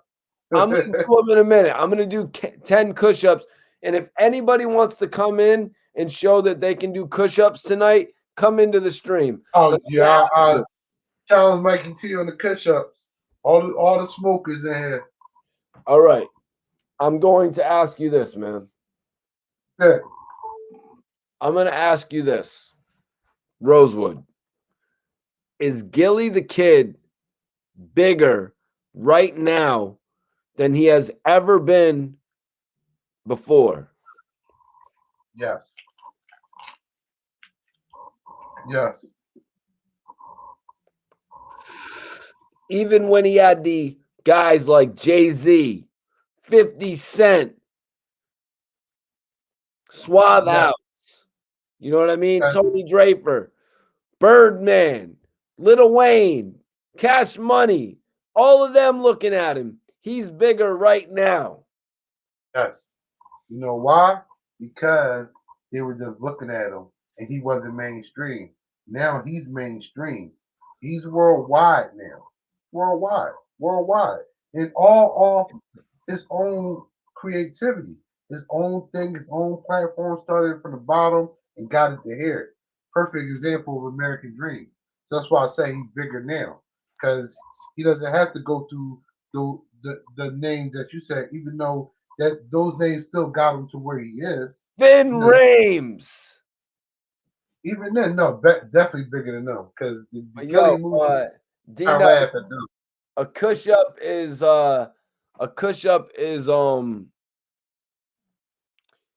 this is a push-up. No smoke comes out of your mouth. Another one. I'm gonna do 10. Another one, yeah. I gotta prepare myself. You're gonna have to go first. Whoever going to challenge Mikey T. I don't do those jokes, Mikey T. Well, look, you know the crazy part about it, Mikey T. I be sitting here smoking, right? And I would do that, and I be trying to be, keep it professional. So I'll mute my mic. If you see me coughing, that means I did a couple of them by accident. Sometimes that's just regular to me. I'm not doing 10. I used to do that. We used to do that in our young boy days. We used to bet dollars. We used to bet $5 a piece. Everybody put $5 in the pot. We used to do Chicago. Chicago is you hit it, you got to hold the smoke in until it come back around to you. All around the world, man. Those are classic smoking days, man. Guys, I want everybody that wants to tap in. If you guys want to tap in to watch me do the push-up challenge, if you guys want to tap in to participate, if you got your blunts rolled, a lot of people be rolling up their blunts with us, Rosewood. So if you got your blunts rolled, tap in right now. Everybody can tap in just tap in. Use Google Chrome, tap in. I'm just preparing my lungs right now for the push-up. Yo, Rosewood, I did it the other night, all 10. Yeah, somebody said, 10 of those. Yeah, that's what I said. Sean James, high school shit, man. Yo, that was the days, man. But Sean, I started a little early, We used to play in Chicago when we was in 7th grade. Yo, somebody tap in for the push-up challenge. Nobody's burning no weed right now. They burning weed, but they don't want to do that, Mikey T. They don't want to do it. I'm about to do it in 2 minutes. So, what's your bet? You were so quick to bet against me in a boxing match, but what's your bet? Am I going to be able to do this, or have I smoked too much already to do it? Are you going to be able to do 10 of them? Yes. I don't know what your lungs are like. Ozone J, hit that link. Hit that link right now, Ozone J, and tap in. Come do 15. You have to do 10, Ozone J. It's the push-up challenge. You gotta do 10. You gotta do 10. But yo, you're I did it the other night, Rosewood. I'm gonna do it tonight. No, I think no. I think you can do 10, Mike. I think you can do 10. Might not work tonight. I'll tell you that, man. See now, look, the crazy part about it is right. Like, say I dab a couple times in the beginning of the day or whatever. There's no way I'm doing that. There's no way. Hold on. Young D says he bets 20 that I can't do 10. All right. Let me get my lungs ready. I'm gonna show you what I can do. We got people in here who doubt me. Young D, put it up there. Yeah, Young D, I like to hear that, man. Okay, all right, yeah. Let me get my next blunt ready. I got have a challenge at one time. Wasn't people doing that? I think Gilly and Wiz were doing it on their lives, and they were kicking. Gilly and Wiz. And I was like, yo, I said, look, man, I'm the first one to say. It's like if I don't get that first cough out, it's like I don't get the proper high. It's like the THC doesn't get in my capillaries. You know, I need it all in there. I need to, cough real good. Oh, they want to see. They want to see Rosewood. Well, they're about to see in a minute. Yeah, I want to see. Who was challenging? Who was challenging? Young D. Young D put up the $10. Oh, he said he bet Mikey T 20. Young D put up $20 for it. And Young D is saying Young D will bet anybody in the chat that I can't do it for some reason. Yeah. Man, Young D must have not been in here the other night when I did it. Actually, that's because Young D be listening. Sometimes when he's at work, he be listening to the stream. But so he probably didn't see me a few nights ago when I did it. All right, Iceberg, you think I can do it? Iceberg, you were in here the other night when I did it. But you know what, Rosewood? It doesn't matter about what I did the other night. Nah, George. Oh, George, my bad. Was that you, George? You're Humberto? My bad. I be getting a little butt hurt sometimes, man. My bad, man. Rosewood be telling me, he's like, Mike, you gotta ignore that dumbass shit. But you know what I mean? My bad, yo. My apologies, man. And I'll say that in here in front of everybody, man. I'm not that type of dude. You know what I mean? Maybe I'll call you out and people like that. But I also, see, Rosewood knows what's up. But I'll also be man enough to apologize. George, you're a good dude. George, you good dude. Oh, pop, my bad. I was doing the challenge while you was talking. While you was talking, Mikey T, I was doing the challenge undercoverly so I could see how many I could do. I got 8 of them. I got 8. Nah, I messed up, man. Like I messed up saying that about you, George, because I realized what you were. I was like, after I said that, I was like, you know what? George was just trying to say, like, yo, there's 3 people in there waiting. Everybody needs to head over there. And I know you're a true supporter of the shit, man. So that's why I'm man enough to apologize and shit. Yeah, always, man. Always. It's always. it's always positive vibes over here, man. And we man enough to apologize and correct things. That's what it's about over here at Report Card Radio. Tapping them with the fans. Sometimes there's a misunderstanding. We all human. So please don't unfollow me on Instagram, bro. And please don't not tap in on my IG lives just cause, and don't be afraid to say whatever the hell you want to say. You know what I mean? This is an open platform. You know what I'm saying? Just because you said something, you know what I mean? That I actually messed up and you said the right thing. You know what I mean? Because you were just trying to let people know, go tap into the live and shit. But hold on. What's my guy right here say? Ozone says, I'm lying, Mikey T. I got about a good 5 for you. He said he could do 15. I think Ozone said he could do 15, Rosewood. Listen. I want to see somebody come on and challenge Mikey T. Because I already know, all right, boom. Last week, what up, my J? I just did 8. All right, I did 8. I might have can squeeze out the 9th, but I don't know about no 15. 15 is I know, retarded, Mikey T. man. Mikey T, you got 10 in you. You got 10 in you, Mikey T. I'm about to have it in me. I'm rebuilding my lung capacity right now, bro. I've been smoking a few L's all day. You know, it's probably about my eighth day. And then when I'm coming on here, I man, y'all in the comments, I smoke so much while I'm on here because I just gotta smoke while I'm geeking with the comments and the people, man. I'll be loving it, man. I was trying to get my hands on some of that Bel Air Blue today. You wasn't able, I heard of that. You wasn't able to get that? Nah, I'm wondering, does anybody in the chat know? Iceberg, do you know, is the Bel Air Blue, is it actually blue or is the bottle just blue? Because if that shit ain't blue, I'm pretty much not going to buy it. I'm straight on that. I'll just go get some real champagne. But if it's blue, I want to try it. Do you think there's any way they made it blue? I don't think it's going to be blue. There's no way, Rosewood, they made it blue? I don't think it is. It's a possibility. Anything's possible, but I think it's just going to be regular champagne. It's going to be yellow. Mm-hmm. Champagne is either yellow or pink? Pretty much, yeah. That yellowish tint. They probably had different color champagne. Oh, yeah, pink.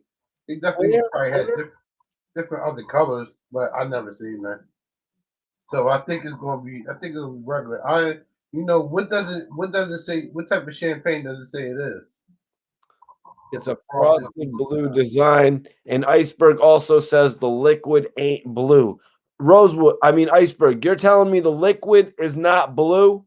Repeat that one more time if you're not lying and you know it, or you know for a fact that liquid is not blue. Because if it's not blue, I'm going to stop looking for it immediately.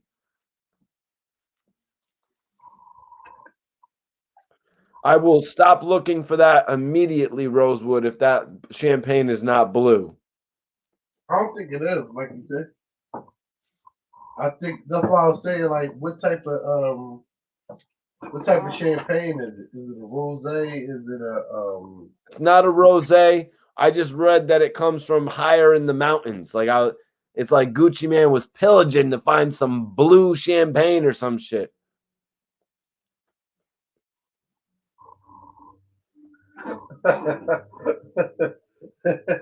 Oh man. What do you mean it's good? What do you mean it's good? I don't give a damn if it's good. Is it blue? That's what I want to know. Is it blue? I don't care if it's good. Is it blue? And Iceberg said it right here, Rosewood. My man's had it. It ain't actually blue, beloved. Damn. The last 3 days of my life is completely blown over a $30 bottle of champagne, of sparkling wine. That's why I was like, Rosewood's not going to waste his time with that, are you, Rosewood? Mikey T, you already know it's roll with the mo. You know, I'm going with the mo. And if it's a special occasion, we going with the Don. I'm Biggie Small style with it, man. I am so disappointed, you guys. I rock with the ace. I can see that. I rock with the ace of spades. I'm so disappointed, man. This has just blown my night. The champagne isn't actually blue. Why would I want to buy it if it's not actually blue? And that was the market. I think that was the marketing plan right there, Mikey T. You know, for yeah, Rosewood. That's why in none of the videos or none of the pictures are they actually pouring the champagne.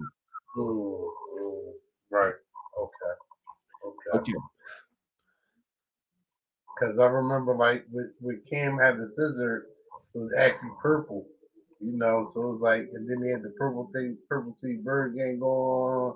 So that was perfect. So like, if it was really blue, then that would be something great. Not yet, young D. I just rolled a blunt. We're about to do it in just a second. Everyone wants me to get into it. Everyone wants me to get into the Kush Up Challenge. Kush Up Challenge right now. I So want to see challenges. the key of the Kush Up challenge, you guys, is to not let any smoke come out. All right. So if you do see any smoke come out, I will quickly try to, ingest the smoke. A lot of pressure right now, actually. Okay. Iceberg said the bottle is cool, Mikey. Ha ha ha. The bottle is blue, man. It's the Selling bottle. Selling you a good looking bottle. James Brown said good one, Iceberg. Oh my God. All right. Let's do this.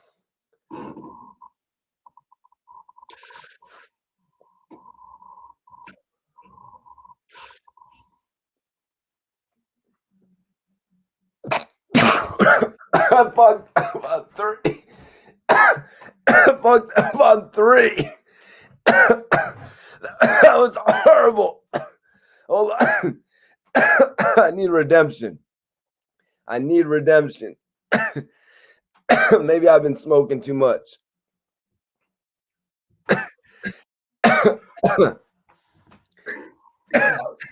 What did you get, Rosewood? 6 or 7 just now. I got 8 4. I just got 6 or 7 just now. Hold on 1 second. yeah, I kill it, Mikey T your head. Hold on 1 second. Let me get like he hit his dad. Like he had to come about the hoodie. Like he hit the dad. The cash back, baby. Hold on. I gotta regain my composure. I messed that up. His girl said 911 with the emergency. My lungs are blown right now. Y'all got me to see the minute. That was a good one, y'all. 911. What's for sure? Took 3 cushions in a row. Rosewood's looking very composed. Mikey T is looking high as hell.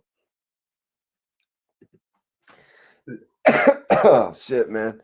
Nah, I really I blew my lungs, I think. That was a good one, man. That was a good one, man.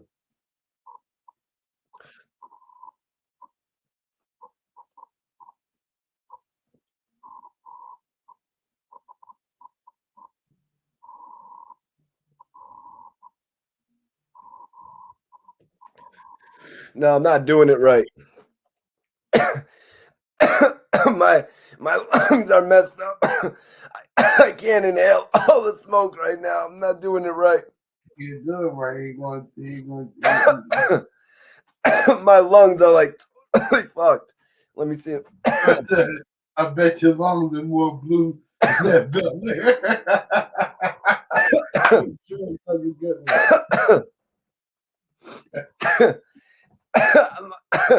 No smoke. I'll even go like past here. Hey, Mikey T, you prove your point.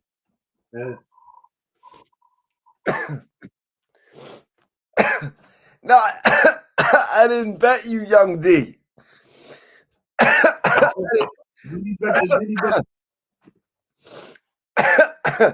I didn't bet.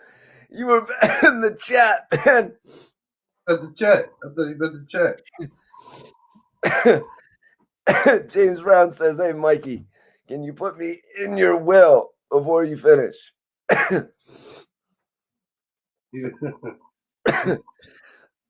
Mikey looks like he's coming out of his body. Facts. Y'all see me coughing on here. Y'all know what I'm going through. That's what I'm going through right there. Like, sometimes I just can't help it. Maybe I can get this. Maybe I can. Maybe I can get this back together in about a half an hour or so. Maybe I can get this back together in about a half an hour or so, you guys. I can come together, compose myself, start breathing properly again. Rosewood is still smoking. I just want the blue. Nah, I don't want the blue bottle. I'm gonna be honest with you. I don't want the blue bottle. I wanted the experience of drinking. I was about to say smoking. I was gonna say I want the experience of drinking blue champagne. And like I Hold said, on. that was the marketing point. Hold on, George. Are you saying I owe you $20 as well? No, no. You and Young D were betting against me. I wasn't betting against you guys. You guys had to bet against someone in the chat, man, not me.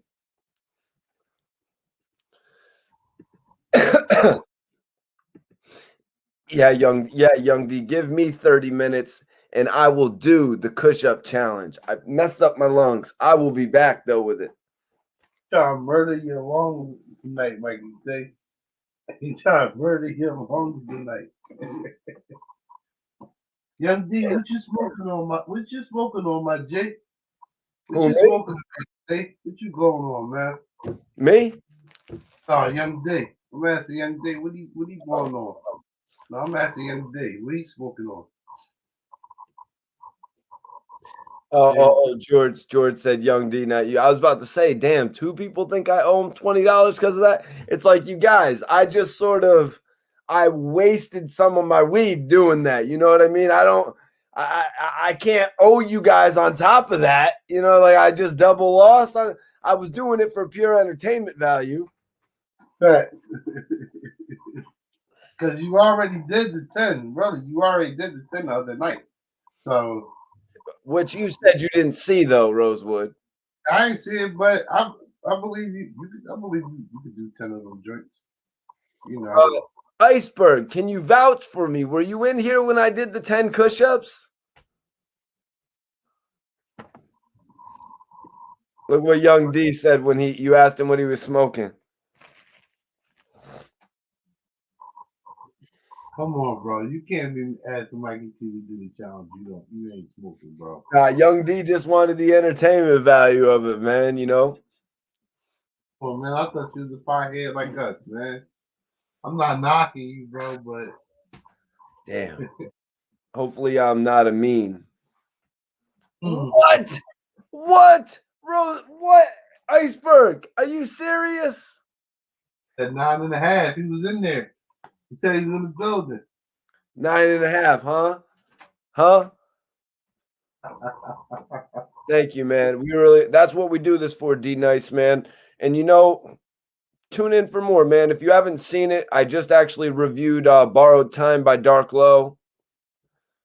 Chase Moolah was in here, bro. And he said, I was in here. He did them. Big facts.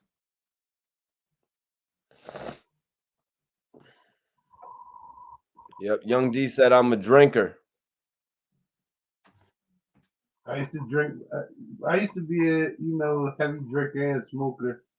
All through the 20s and all through the 2000s. You drinking bottles every day.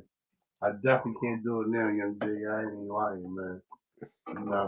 That's why I'm always really shipping champagne. You take a couple shots of the Henny or the Douce, and then I'm good, man. I'm good. I don't need too much. Yeah, well, I'm going to rebuild myself right now for this challenge. I'm going to get myself back together. Rosewood smokes to get himself back together. Yeah, really, I do. That's crazy, man. Because I do. When I'm trying to get myself together, I like the L up.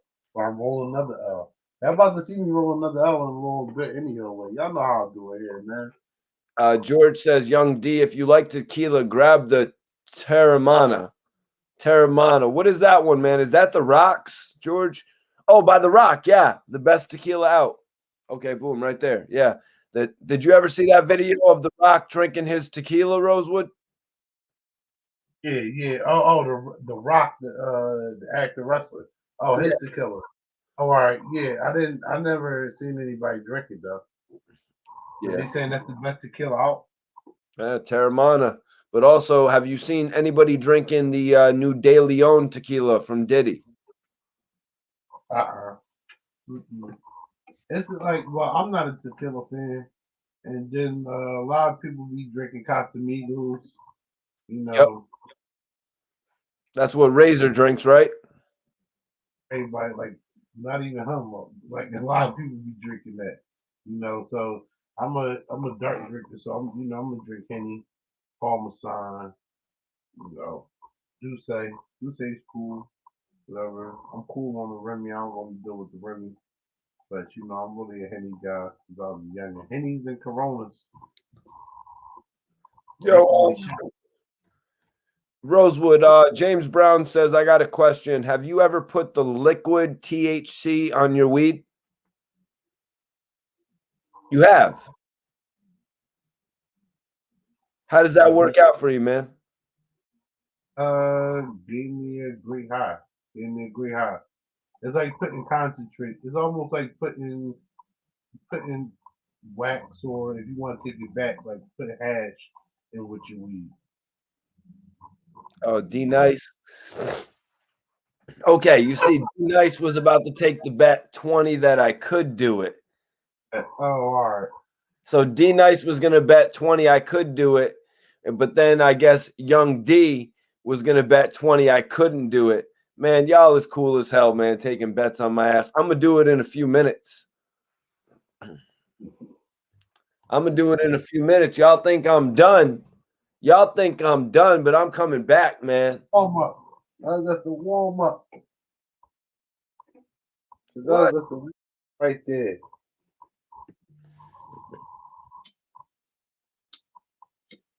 Okay. We got a special guest coming in too. We got a special guest coming in tonight, you guys. It was a pleasure to have a special guest in there. Always an honor. Oh my God, he's probably gonna dog the hell out of me if I don't do this push-up challenge, man. Everybody hit them likes, man. Hit them likes up, man. Share this video, man. Share this live, man. I can see about to do some push-ups for everybody in here. Y'all about to have a good laugh. Good laugh. What do you mean a good laugh? Because the people that think you can do it, they're gonna laugh at the people that think you can't do it. Okay, all right. Thank you for clearing that up. Yeah, like you say. don't doubt yourself already. You supposed to positive vibes over it, baby. Oh, well, I'm not. Believe me, baby, I'm the champ. I'm the champ, baby. I float like a butterfly, sting like a bee. You know what I'm saying? I smoke. I'll take 10 hits of weed. That shit rhymed, right? Yeah. Butterflies sting like the bee. Mikey T is the best with the tree. I'm smoking more tree. Whatever. We'll get y'all can see it. I'm gonna get into it in just a second. But we have a special guest trying to tune in with us right now. Oh, Young D is betting again. Young D is betting against me. That's what I said. There's gonna be people laughing in the chat too, because they're gonna be laughing at Young D like, "Yo, he got you, bro. I'm sorry." All right, Young D, you got your laughs in. You saw me. You got to laugh at my expense for a second, but you know what, man? I'm gonna come back and prove myself when it comes to this smoking shit, man. I'm gonna come back and prove myself when it comes to this smoking shit. Maybe I should take a couple, you know what I mean, hits to get me ready. Right, Rosewood? I mean, everybody's method is different. Everybody's tactics are different. Whoa. I'm not betting on it, man. I'm not betting on my lungs, man. Comments. It was the comments. Who's taking the bets in the comments that Mikey T can get 10 push-ups? Now, Rosewood, do you want to take his bet? I can't do it. I already tried. I did 8. I ain't doing no 10. And that was I just did the 8 just to show some love. Oh no, I was asking if you wanted to take Young D's bet and bet for me. If you wanted to bet on me, you're like, all right, Young D, I got you. I'll take that bet, man. Young D was if you pothead or you smoke marijuana, then we'll be betting Young D. But you know what, man? But nah, we're not doing no betting when it comes to this stuff, you guys. I know we're all just bidding when it comes to the bets and shit. Y'all really Look, want to see. Mikey T needs to warm up. He needs drastic practice hits. This is so dope. You're looking for the last, man. George, my eyes always like that when I'm smoking, man. Appreciate you, E. He said, nice haircut. He said, nice haircut, Rosewood. That's a regular check, man. I'm working right now. I need a fresh cut right now, for real, for real. Get fresh cut. Let me see. Mikey, you do edibles sometimes, man. I'm not really too into edibles. They don't really get me much of an effect. And the edibles that I did fuck with, it's just like the high gets real extreme and it's just there and it's just a little too much. The way it comes in, and then I like to smoke, so I gotta watch how much I'm smoking because I forgot I ate the edible. You know, James Brown salute. You already know how we handle the journalist work, man. Yeah, the Yeah, edibles man. always.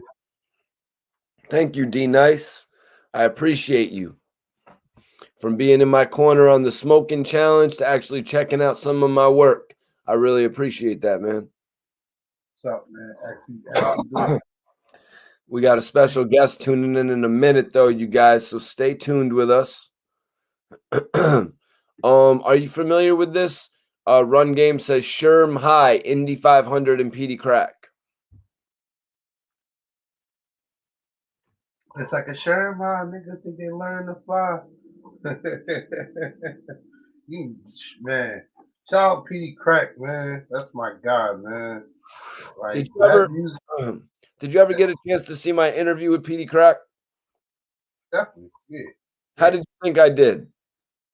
Excellent, because you asked a lot of questions that I wanted to hear him answer, and there was a lot of questions you asked him that I would never have thought of, and it was you know he gave me a lot of insight to some stuff I didn't even know. I'm a heavy PD Crack fan, so I was like, Dad, that was a great interview right there with you and Crack, because he definitely put me on some stuff I didn't know. He definitely asked me the right questions. PD Crack, man, he gave us a soundtrack, man. Like that, his whole run from the time he got to the rock to now, well, not even now, like till 2000 whatever. Man, that was like he was rapping about what we were doing, yo. I don't know how, but that's just how we was banging. Yeah, Southern Clearfield. That's crack rock right there, man. Hopefully get it in. Shout out to the Badlands too, man. Shout out everybody in the Badlands for real. So that place is actually called the Badlands. Yeah. Mhm. That's like the city name. Mhm.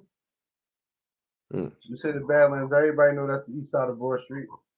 All right, but is that what the city's called, or is that just what people call it? No, that's what the neighborhood is called, the Badlands. The neighborhood is it? Does it say like how Castle Hill is a neighborhood project? Is there a neighborhood project called the Badlands Projects? Project in the Badlands. It's all houses. It's all houses. George says, "How I met Petey Rosewood." How did George meet him? Or how did I meet Petey Crack? Did you ever meet Petey Crack Rosewood? Met Petey Crack before. Oh, so basically, I guess he's asking, how did you meet Petey Crack? Met Petey Crack outside of Suite 450. Spring Garden. That's where all the clubs are. And this is back in the state property days when everything was popping. Shout out to my guy Flip Murray. Man, Flip Murray got drafted in the NBA and we were in every club. So I'm outside just smoking as I do because you couldn't smoke in Suite 450 VIP. And Pete Cracker, so who happened to be outside, he's smoking. And I was just giving him his flowers. Because I'm like, yo, we listen to your music on the way down here. Like, yo, keep doing what you doing. You rapping about how I'm living. You know, I don't know how you know what we doing or how we on the same frequency, but keep rapping that same shit. Like, and we just started chopping up there and shit. You know, gave him some weed and shit. You rolled up, spooked. And, you know, I was like, he's cracking real nigga, man. And I met him after that, too. I think it was like a celebrity basketball game and shit. So when was that first meeting? What year was that? Probably that was definitely like 2003. 2003? Damn. Right after the album dropped. Flip got drafted in 2001. 2003, we was balling. Like Jim Jones, balling. We was balling without a deal. So, Yeah. Yeah, they released Unchained in 2002, man. 2003, Cindy was off the hook. Cindy was off the hook. Oh, thank you, Kensington. Yeah, Kensington basically is in between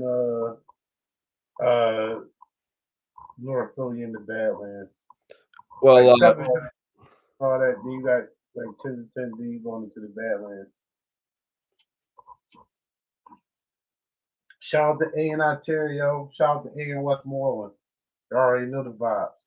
Shout out to D in Westmoreland. Shout out to Darien Street. Yeah, shout out to Darien Street, one of the number one weed blocks of the city at one time. That was one of the first weed blocks I went to, and it was a drive-through. The Badlands for you. What do you mean there was a drive-through? Like someone's on the side of the street and comes up to you and gives you some weed? Pull up, and there's a line of cars. You have to get in line like you in Wendy's. And as the car goes up to the person, he serves you. And the next car goes up, he serves them. And you sit in line and wait for you to get to the window. So does he give you options, Rosewood? Is he like, I've got the Kush, I've got the sour, and I've got the haze? Or what does he say? At that time, it was only two weeds you could get. And that was, Zona, or what you would say, regular weed, and he had Hydra. Nice. So you can get or you can get that, one or the other. Darien and Lehigh. That's what Dark Low said on his. I took a left on a Lehigh. Lehigh. I thought he said I took a left on the lean high. Lehigh Avenue. Why? That's because that's one of the avenues that take you into the Badlands. Lehigh Avenue runs through the whole North Philly. The west side, all right, I'm gonna break it down like this. All right, the west side of Broad Street is mainly black. The east side of Broad Street, you have black people, and then once you start crossing into the Badlands, it's all Spanish. What do you remember about 2002? Philly had All-Star Weekend. What do you remember about that, man? One of the best times in the world, man. I was able to do shout out to my cousin Janine for real. She was always connected in the industry, and she got me a promotional job during All Star Weekend. Promoting for the clubs, all the events going on, and I started on South Street. I was right there at Fourth and South. Now, mind you, I said Total Sport was right there. Now, a couple of my homies, they worked in Total Sport. And that's when I seen Fat Joe, OJ Simpson. OJ Simpson was in a Rolls Royce, and I remember his head was the size of the window. I said, damn, OJ head is like giant. That's all I remember. Then Fat Joe and them, they hopped out. They pulled up in like 3 Escalades. They all had the leathers on and all that because they went into a sport. And that's when I went in there because it was so cold outside. It's February in Philly. So, my folks in there, I get to go in, they shut everything down, put the fires up, do my promotional thing, and then went to the club, a couple clubs after that, and, set with the stars. I had a great time. Only down part about it, I caught the flu. So when the weekend was over, I had the flu, but I wasn't mad because I got paid, and I got to see all the stars in the world. I got to see O.J. Simpson. I got to meet O.J. Simpson and Fat Joe on the same night. Hey, a lot better than catching it the week of and then missing out on all the festivities, man. Facts. I was there in the mix. Damn, that's some shit right there, Rosewood. I'm not gonna lie, man. You've been a part of some shit, man. Couldn't go. I knew I wasn't able to go to the game or the dunk contest or none of that.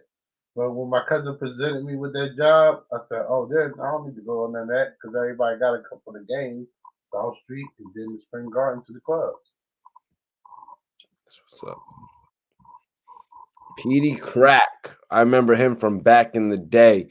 Yeah, I was actually at a Petey Crack show that they did all together because State Property actually gets quite a bit of bookings when they could pair a few of them together. And I guess it was actually Freeway, maybe Beans, Petey Crack, the Young Guns in New Haven. And I actually interviewed Neef Buck that night. Petey Crack had fallen asleep, so I didn't get it with him. But we just linked up in the last 3 or 4 months, and we did an epic interview, man. Epic. Like I said, you gave the questions you put out there was definitely great. James Brown asked, "What part of Philly is Eve from?" Rosewood. Uptown. Who are some other people that are from Uptown? Cassidy. Okay.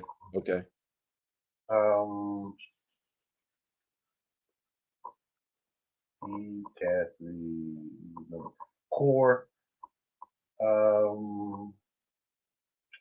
Shout out to Vernon Rule, all those guys. Shout out to Cassidy Hood. Shout out to the Seven Double, Boogie Digits, my guy. Eve, she's up by like King High School, Stanton Ave, all that. That's Uptown. Young Chris. Consider, cause all right, I gotta break it down. If you in South Philly considers anything above City Hall Uptown. But if you're in North Philly, you consider anything above Alney Avenue Uptown. So you have Gilly's neighborhood, which is Erie Avenue. Then the next train stop is Wyoming, and that's Nicetown. That's Chris and Neef neighborhood. Then the next stop is Logan. That's my neighborhood. And then the next stop is Alney, and that's when North Philly stops. So that's Uptown. So now you're going further up to Germantown, Mount Airy, Wessel Lane, Wadsworth, all those areas up there, all those neighborhoods. Vodka and Cheek. Yeah, definitely, my bad. Yeah, Topak in the morning. Stand up. Yes. Kel, thank you, Kel. Because he already know, he know. Yeah, Topak in the morning. Yep, Vodka and Cheek. Definitely. Yeah, definitely. He from Germantown. Top and Hockin and Morton, right up the street from where I went to middle school at. That's where our their neighborhood, where our neighborhood schools is. George McCarthy says, "So Nicetown is not Uptown, but on the border." Mm-hmm. Interesting. The town is really North Philadelphia. Interesting, man. Mm-hmm. That's some Philly geography. That's all. That's all I was broken down. But it's rappers from all over. That's all. Like when they told people everybody from State Property wasn't from the same area or they didn't know each other. In Philly, we knew that, but the world didn't know that. So you didn't answer it. Is Young Chris from Uptown? Well, like that's what I'm saying. He's from Nicetown. Okay. Okay. Like I said, Nicetown is basically 5 minutes from me. Really, like 10 minutes walking. So that's what I'm saying. Erie Avenue is like 15 minutes walking. Then Allegheny, where Ave is from, 20 minutes walking. Like that's what I'm saying. And if you're in a car, it's even faster. Like the hoods are like right there, back to back. That's what's up, man. That's some geography right there, man. Damn, and a good breakdown for the Uptown rappers. Not like Germantown, like my neighborhood. It's like you can reach everywhere real quick. So even in neighborhood, it's 15 minutes away. Top Hockin and Morton is like 10 minutes away. in the car. So what's the most famous area from Philly? Oh, my bad, Quilly. I can't leave Quilly out. Uptown? Haines Street. All right, so let me ask you, man. First, what part of Philly is Siegel Street in? Is that South Philly? Okay. Let me ask you, which portion of Philly has had the most success?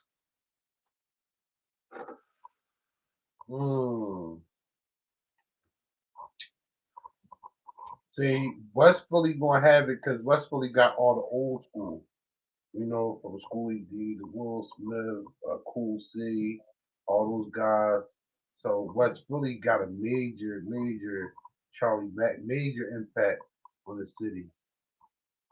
North Philly definitely. South Philly because of Siegel. So it would have to. That's a good question, Mikey. Say. Which one is Meek? Is Meek North? He's really from North Philly and South Philly. He's from North and South?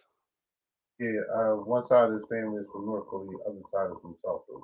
Okay, all right. So Uptown has had a lot of success as well. Cassidy and Eve, as you were saying, man. So, and then West, and then South and North, and that's pretty much it. Yeah, because it's North Philly, Southwest. Then you got basically Uptown, all the little hoods that going uptown. P&B Rock, Eli Young, thank you. Yeah, shout out P&B Rock. Shout out to the whole P&B. That's Germantown too. Are they all from Uptown, like P&B Rock, P&B Mean? They're from Uptown? Yeah, P&B is Bateman and Pastorius. Pastorius and Bateman. That's what the P&B means. Pastorius and Bateman. That's the block. D Nice, I'm actually from Connecticut, my dude. And Iceberg asked Rosewood, where's Breeze Baguettes from? Not sure. I'm not sure. Oh, you're not I'm too not sure? I'm not too sure. I think he's from North Philly though. I think he's from Allegheny Avenue. Avenue. I think he's from down there. He's from North Philly. Okay, and Duncannon, that's North Philly? Logan is basically still North Philly too. Like the section I live in is called Logan. Like the section Chris and Niece was from is called Nicetown. And then you have Erie Avenue because that's the name of the Ave, or Allegheny because that's the name of the avenue.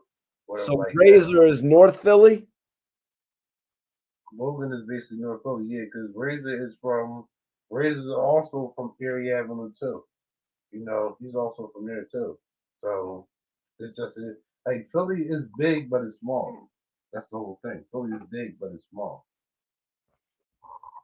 So to say who made the major impact, you know, let's think about Germantown, saying P&B Rock, Cheap Raw, Quilly, they're all from Germantown. That's all Germantown. That's all the same area. D Nice said, is Cassidy making a comeback? I know him from battle rap. He makes some bangers. Well, Cassidy releases a lot of music, Rosewood. We're not going to discount that. You know what I mean? Cassidy has released 3 projects in the last 9 months. D Nice, if you want to check him out, he had a project called The Science, not the, it's DA Science. He followed it up with The Formula, and then just a month and a half ago, he released The Wise Man. But in addition to all that, Cassidy has been taking on numerous battles, Arsenal, and most recently, he battled Hitman Holla. So he's been keeping busy on a couple different levels of the game. But I don't want to discount his music career. But that's D Nice is asking, is Cassidy making a comeback? So how do you take that question, Rosewood? I would say yeah. Because they're making a comeback. Yeah, because we've been trying out battle rap and still doing music, and then with that last interview, like yeah, you should check out the Hitman Holler battle and the interview he did right after that. And Cassie was basically explaining like how hard it is for you to be an MC and battle rapper.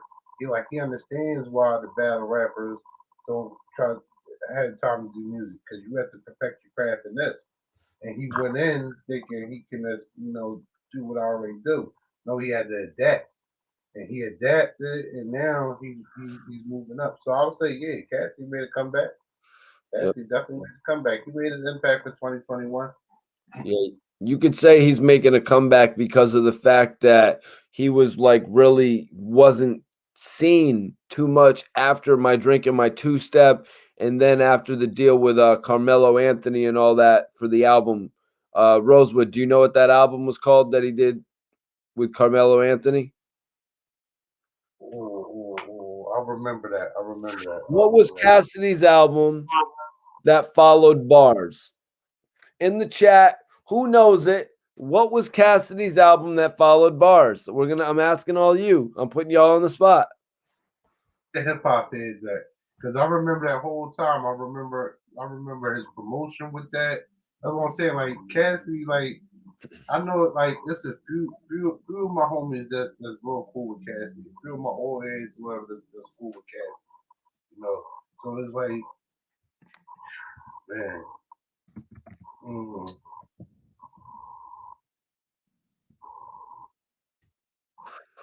yeah, I'm trying to think of the name of that, man. Because I remember the mixtape. I remember the mixtape with Carmelo hosting it, and then I That remember is that. correct. George McCarthy got it. Cash. The album is titled Cash.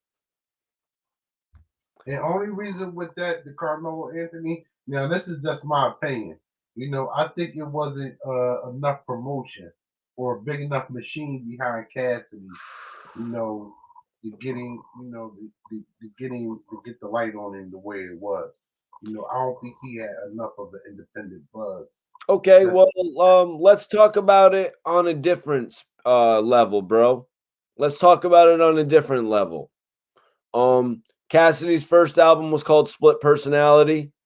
Second album was called I'm a Hustler. I'm asking everybody in the chat as well. So we had Split Personality, I'm a Hustler, Bars, the Barry Adrian Reese story, and now he has Cash. Rosewood, chat, I'm asking everybody, did this title up for an album make sense, Rosewood, having an album called Cash? I didn't. That didn't make sense to me. Because all those, like you said, like I'm a hustler, John. I think that was that after the case, and then the next one was after the car accident, or vice versa. I don't know which one, but I know he followed the album up. At whenever something happened to him, he followed it up with an album, and Right, then Bars. whatever he was, it translated to the album. So Cash didn't make any. I don't even know what it stood for. Cassidy. I don't. Apparently, this is what it stood for, Rosewood. Cass always still hustling. Now, if they could have gotten that across, that would have made perfect sense. If they could have got that across. But like you say, it goes back to the marketing and the promotion. He didn't have no way to really tell anybody about that. And I'm not trying to trash Cassidy because he's an amazing artist, but we're just talking about simple facts. You know, I think Cassidy kind of like that album Bars, like you were saying, it almost made sense because of the way that they made some of the video, my drink and my two step, him getting in the car accident. But Cassidy really doesn't feel like they explained any of that the right way. Like he's like, how the hell did I come back with a record called My Drink and My Two Step after I just got in a major car accident? It confused people. I agree with you. Now, Mike, you see that's a good observation because I never looked at that, and we never really had that conversation. Well, that's We what looked at it, Cassidy told me. oh, dang, that's crazy because like in Philly when it came out, we didn't look at it like that. Shout out to my man Jay Bug, so that's Cass man. He's actually in the video. Shout out to my guy Jay Bug. You already know Jay Bug. But we looked at it as like Cassidy's coming back. Like, all right, look, I had that badass accident, and then look, I'm back. I'm back doing my thing. You know, I got my groove back. I can do this. So it was really like, and then we was going to the bar heavy at that time. So when that came on, everybody was going. So it was a good feeling. Like, yes, he's alive.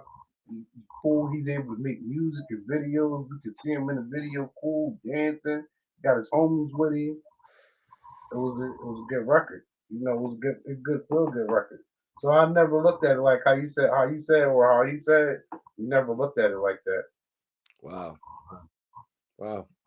It's interesting to hear. Prophecy, all good, man. Appreciate you for tuning in, man. Prophecy. Salute, my G. All right, respond to this, Rosewood. Maybe if you remember it enough to respond to. Iceberg says Cass also confused his audience when he was doing his whole entire freestyles about Jesus. His core fan base was like, "What the f, gospel rap?" That's facts, facts, facts. We were baffled. We were baffled. I remember standing in the corner. Man, me and Razor had a conversation. I remember talking to Razor about this when we sat on the block. Like, hold on, he doing gospel rap, but it's not gospel rap. Like, hold on, what's going on? I think around that time, him and Cannabis was like trying something new. And it broke like, yo, what's going on with these guys? Like, what's going on here? I It was guess like gospel rap, man but was not. his attempt. I don't know. That baffled us. I It was guess baffled. Innocent Man was his attempt. And it's like, okay, you made one record that has sort of a tone where you're using a gospel influence. Don't confuse the whole world and make them thinking you're taking that route. Because, yo, we're not looking at Cassidy like we were looking at DMX. Like when DMX came out and said, yo, I'm going to do Lord, give me a sign, and I'm going to flip that into a gospel. A little bit different for DMX. But Cassidy, we're all thinking, like, what the hell? Is this guy about to, different from Philly? The whole world is thinking, is this guy about to Mason Betha us? You were saying that shit too. We just Yeah. call him Pastor Cass. We joking Philly. So we like Pastor Cass, come on, bro. Because at the same time, we was looking for those hot freestyles on the radio coming up, and then the mixtape, and then seeing what the project was hitting for. We wasn't expecting what he was dishing out with that, and like you said, it confused a lot of people. It confused. We didn't know what direction he was going in. We Um, thought we was doing regular cats. all right. To touch on the overall topic of the night with Cassidy, um, Rosewood, have we seen a public battle, or I'm not going to say we, I'm going to say, in your mind, have you seen a battle with Cassidy where he lost?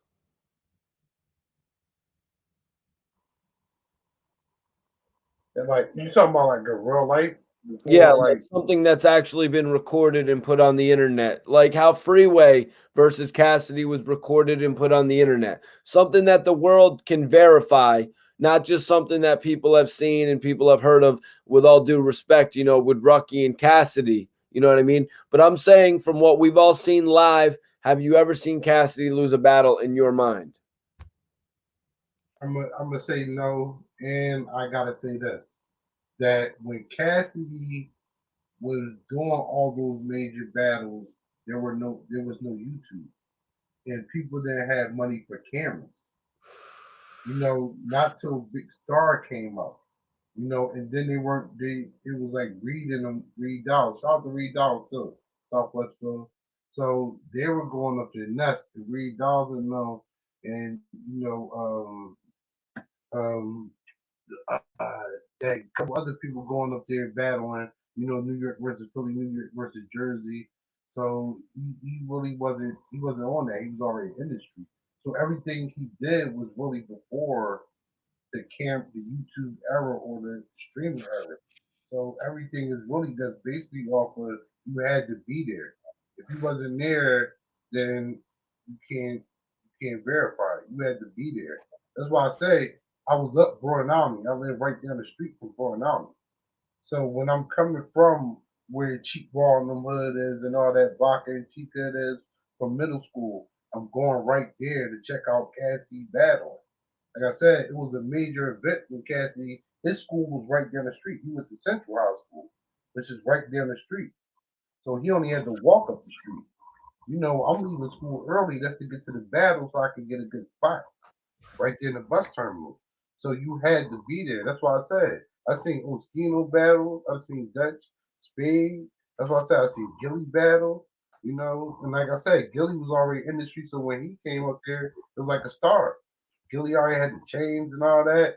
It was like a star. Major Figures was like the it thing. He talked about the Rolexes and all that. And Gilly had that persona at the same time. He fit the part. So at that time, it was like if anybody had a camera, either they lost it or they can't convert the footage. So only real battle I've really seen with Cassidy is on the Freeway. If you want to say like on like video wise. Well, I mean, what about his new battles? Disaster, you know what I mean? What about his new battles that he's done with Goods, Arsenal, you know what I mean? Hitman Holla. These are the battles I'm talking about, man. And to me, all of these battles that Cassidy has had, he really hasn't lost any of them. Maybe the Goods battle, but he really hasn't. He came in so strong in his first round. He really, you know what I mean? He really like he came in so strong. He just has an argument that he won it. Now the thing is, like you can really say if you want to give it, what is it? He had 4 battles so far. Or people will say 3-1 or 2-2, but I really look at it as Cassidy stepping in and really trying it out for the first time and having to adjust. Like I don't think nobody can that's adjust overnight to something that they're not accustomed to.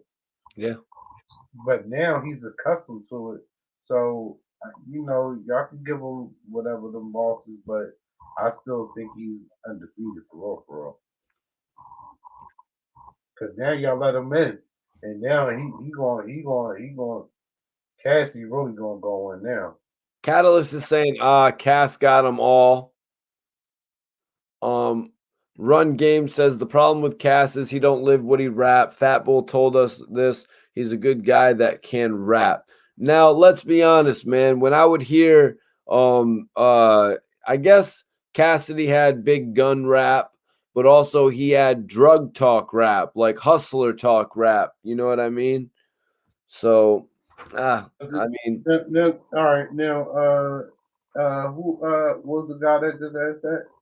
yeah, that's actually Run Game. That's actually not really a good question, man, because we've No, seen. no, no, no, no, no, no. He can ask that question, Mikey T, because that's I like mean, I don't really want to answer that question and say, bro, look what happened with the people that were behind Cassidy. A whole manslaughter charge happened. So what are you even talking about? The things that Cassidy rapped about on Split Personality about people putting pumps in people's faces actually happened in real life. Like, I don't want to go on a stream and say that. yeah, I wasn't going to break it down like how you was going to break it down, Mikey T. I was just going to be little bit more politically correct and ask you that. I was just going to ask you first, was he from Philly? Because if you're from Philly, then you already know what it is or whatever like that. And I'm not going to put Cassidy business out there or whatever like that. But if you're from Philly, you already know. So you could take the internet talk and throw it around. But if you're from Philly, you kind of know. Because like Cassidy Hood ain't sweet. It looked very nice up there, but it's not friendly. Real track. Yeah, major shout out to Joey Jihad, man. He's a real good dude. Salute to you. Out to Hattie, man. Yeah. Another person we was banging with, man. Riviera Hattie, man. We I'm was just banging with Hattie hard. I'm just saying, like, go back and listen to some of the Cassidy albums. Just because he was talking about "Girl, I Want to Take You to My Hotel," and just because he was talking about "Can't Get No Better," he was also talking about "I Still Got Work from the AM to the PM." They got beef. I'ma spray them when I see them. He was saying some of this shit, some of these lyrics that you really wish you never have to see to come to life. You know what I'm saying? Prophecies, Mikey T. People wasn't touching him because of Ab and Swiss. I mean, I don't know about that prophecy. I don't know about that prophecy, but I mean, afterwards, yeah, sure. When Ab linked up with him afterwards, sure. You know what I mean? But Cassidy always seemed to be good and always have people behind him. Cassie is always good. You never had heard Cassie get in any situations while he was coming up. Besides one time in Connecticut. he had something like that. But other than that, it was really nothing. Nothing. Hey, I like Can't Get No Better. I thought Can't Get No Better was better than Hotel. Am I crazy? They both industry songs to me, so they both like cookie cutter industry songs. So it's like, Can't get no. How you doing, Ma? This your song, Ma. It's Ma. Come on, Ma. Get it on, Ma. Just on, Ma. You know what I mean? and gutter rap. Hey. Who was that on there? Yeah, man. Shout out Joey Jihad. Mashonda. Yup, that's what I was saying. It was Mashonda on the hood. Hey. Yeah, man. I thought that was actually better personally, but obviously Hotel was the bigger single. I was tripping in saying that. Yeah, because R. Kelly. That R. Kelly vibe, man. That R. Kelly vibe hit different. R. Kelly vibe is different. I guess, man. You know what I mean? But back in the day, I really liked Can't Get No Better, more. I was like, man, why didn't Cassidy come out with that shit first? So he might have wanted to, but maybe the label wanted to go with Hotel. Okay, so let me ask you, Rosewood, do you ever remember hearing a Cassidy song before Hotel? Like a hit? No, like something on the radio.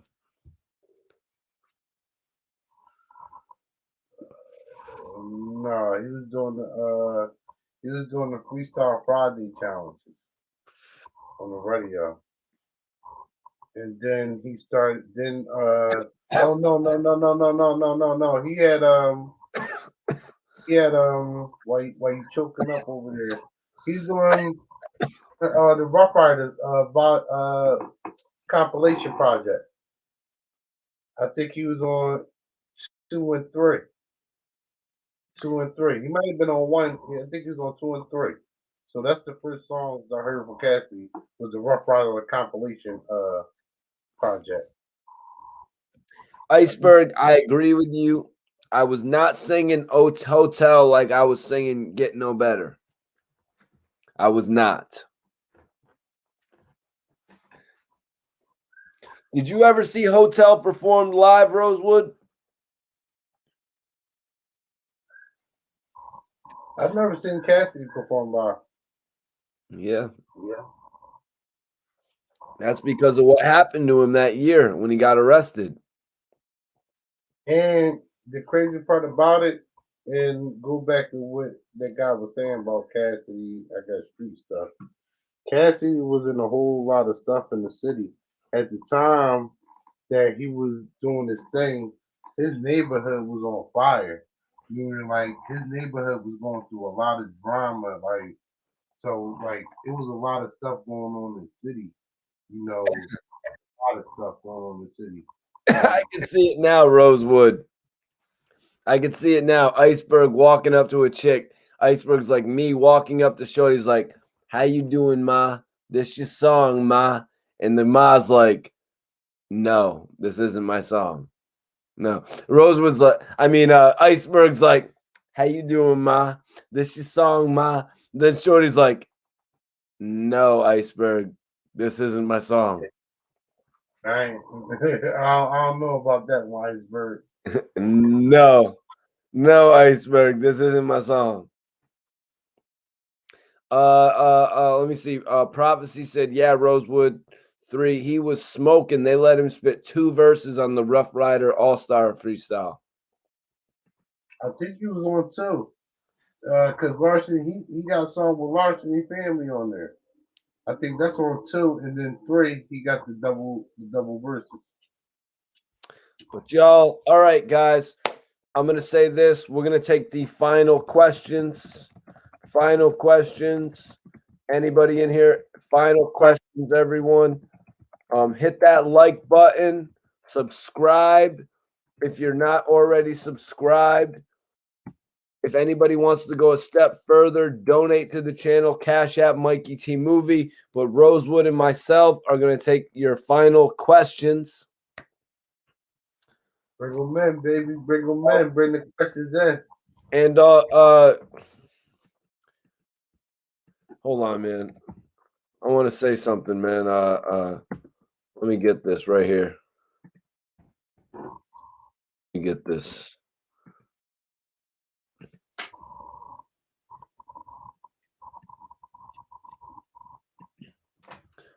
Should we have everybody maybe we could start that another day. Should we start tagging Kodak Black with Razor's Instagram? Should we let everybody know to tag Kodak Black's Instagram with Razor? What Instagram would we send? Razor's, right? Right? Yeah.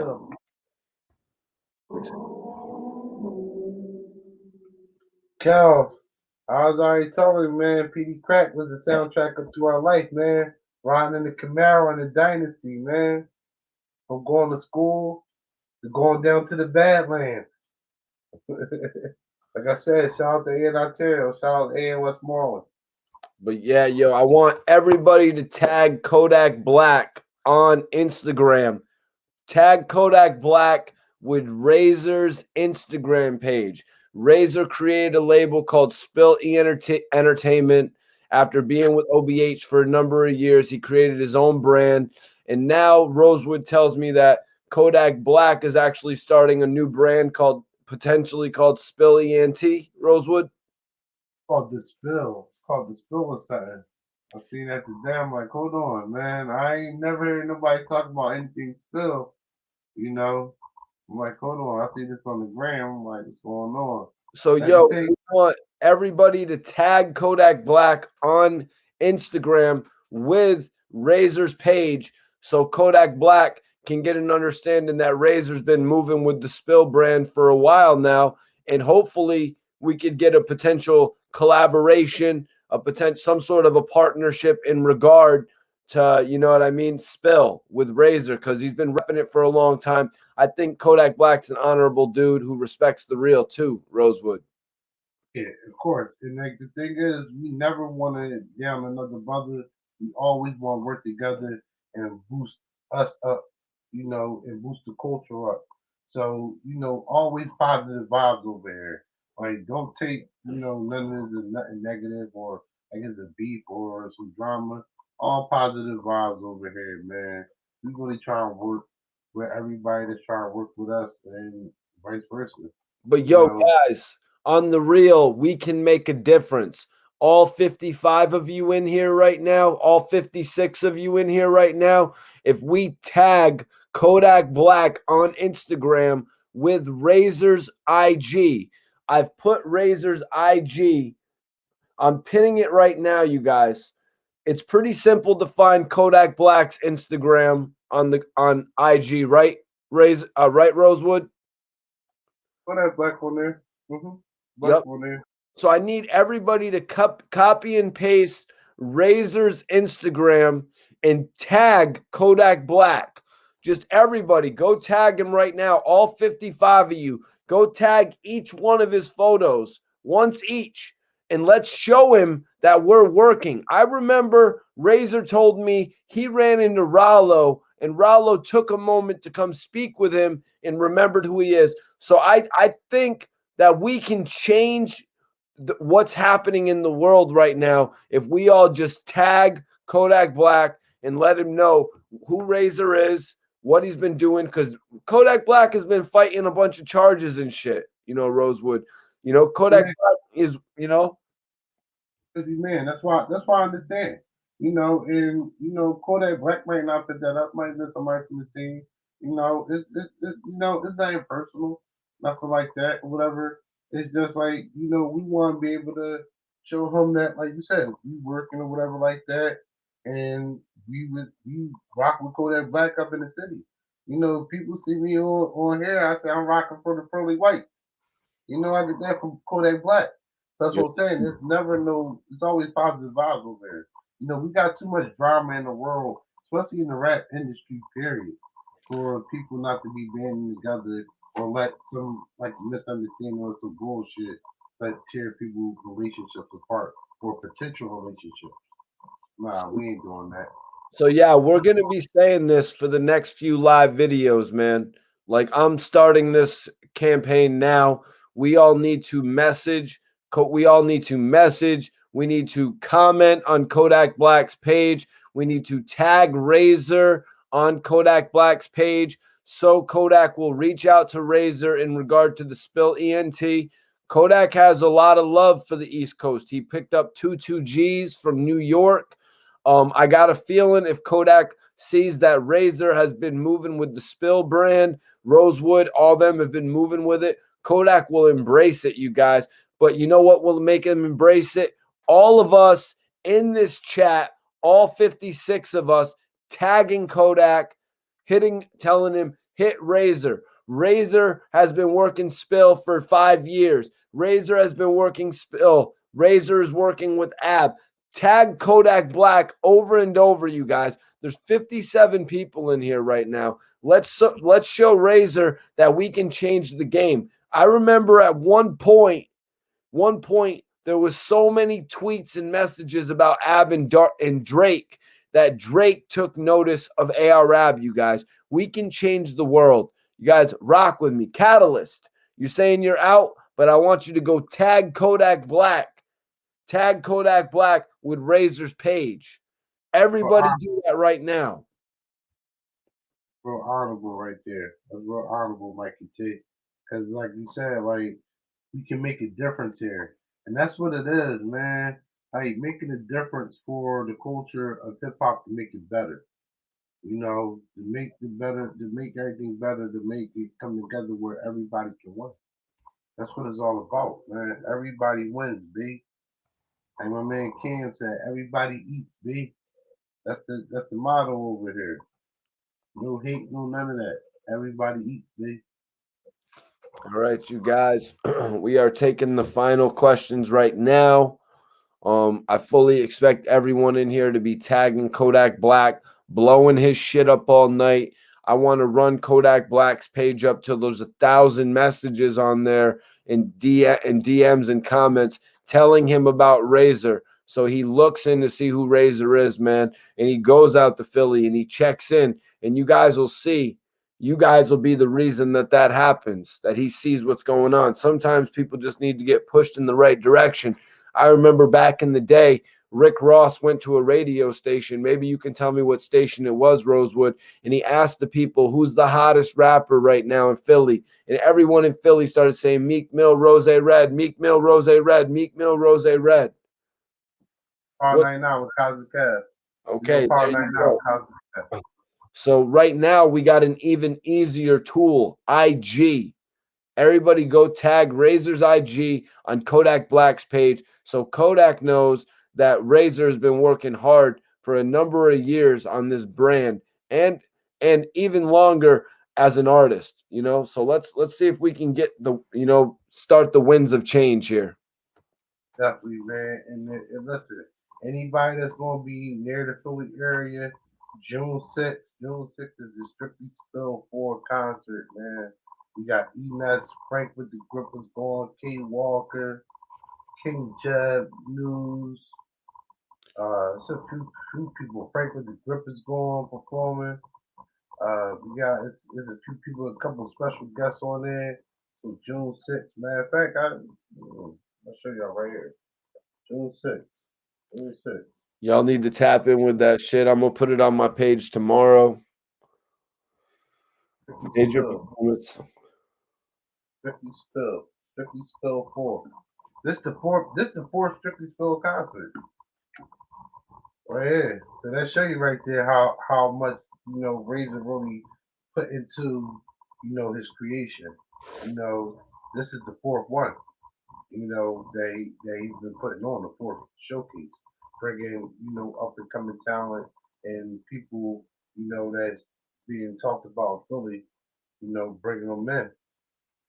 So all the bands that's near the city or, you know, coming to the city, you can tap right in on what's going on to, you know, the artists that you like that might not have that spotlight. and then you can go see them perform and tap in with them face to face. Yo, Young D said, Mikey T, I got you. I'm gonna have my girl figure that out, and that's in regard to Razor and Kodak Black. Man, salute, man. It's about the movement, man. The movement for the culture. That's first and foremost. And putting those little petty things away so we can really elevate. Like Mikey T said, we have a better tool and platform now where we can get those things. Like you said with the Rick Ross, that was a good analogy right there.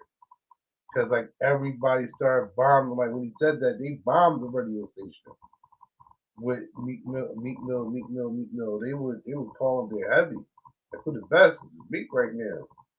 Like, people were calling up and saying other people, but Yo, Rosewood. CJ asked, Rosewood, you into that bike life, my G? I know how to ride. Only ride with four wheelers though, no dirt bikes. And I chilled out. My cousin, somebody ran a red light and hit my cousin off a bench. He put him in a coma. Child cousin Paul, little Paul, he good now, but his body all broke up. Cops chased him on the dirt bike right at Bornani, knocked him off, which is illegal, shattered his ankle, burnt his leg, all that. So he all beat up from that life. So I was like, I'm cool. Once he stopped riding, I was like, I'm cool. Now, guys, we are taking your final questions. Hit us with your final questions right now. And Rosewood, I'm putting up your IG. Let everybody know where to follow you, how to get in contact with you. More importantly, why to get into contact with you. Follow Rosewood right now on the gram. I got it posted right here for a follow back. Everybody tapping in, man. I appreciate everybody tapping in first and foremost, man. It's always a pleasure interacting with fans, people in the comments, y'all questions. I really salute y'all for even coming in here to give all y'all attention to us. Y'all can hit me up at spill_ENT, on the gram. You see everything we got going on with Spill. The website will be dropping soon, and the YouTube page for Spill will be dropping soon, so you can check that out. Like I said, the Spooky Spill 4 concert is June 6th. If you're in the tri-state area, come on through. You're a rapper. The slots might be a little tight now, but you might still can slide in and do what you gotta do. There's going to be a lot of major people in there. So especially if you're a rapper, when we do these events, we always bring major people in there. You might not know they're in there, but they're actually watching to see who's the up and coming talent in Philly and who's doing what. And that's what we're here for as Phil.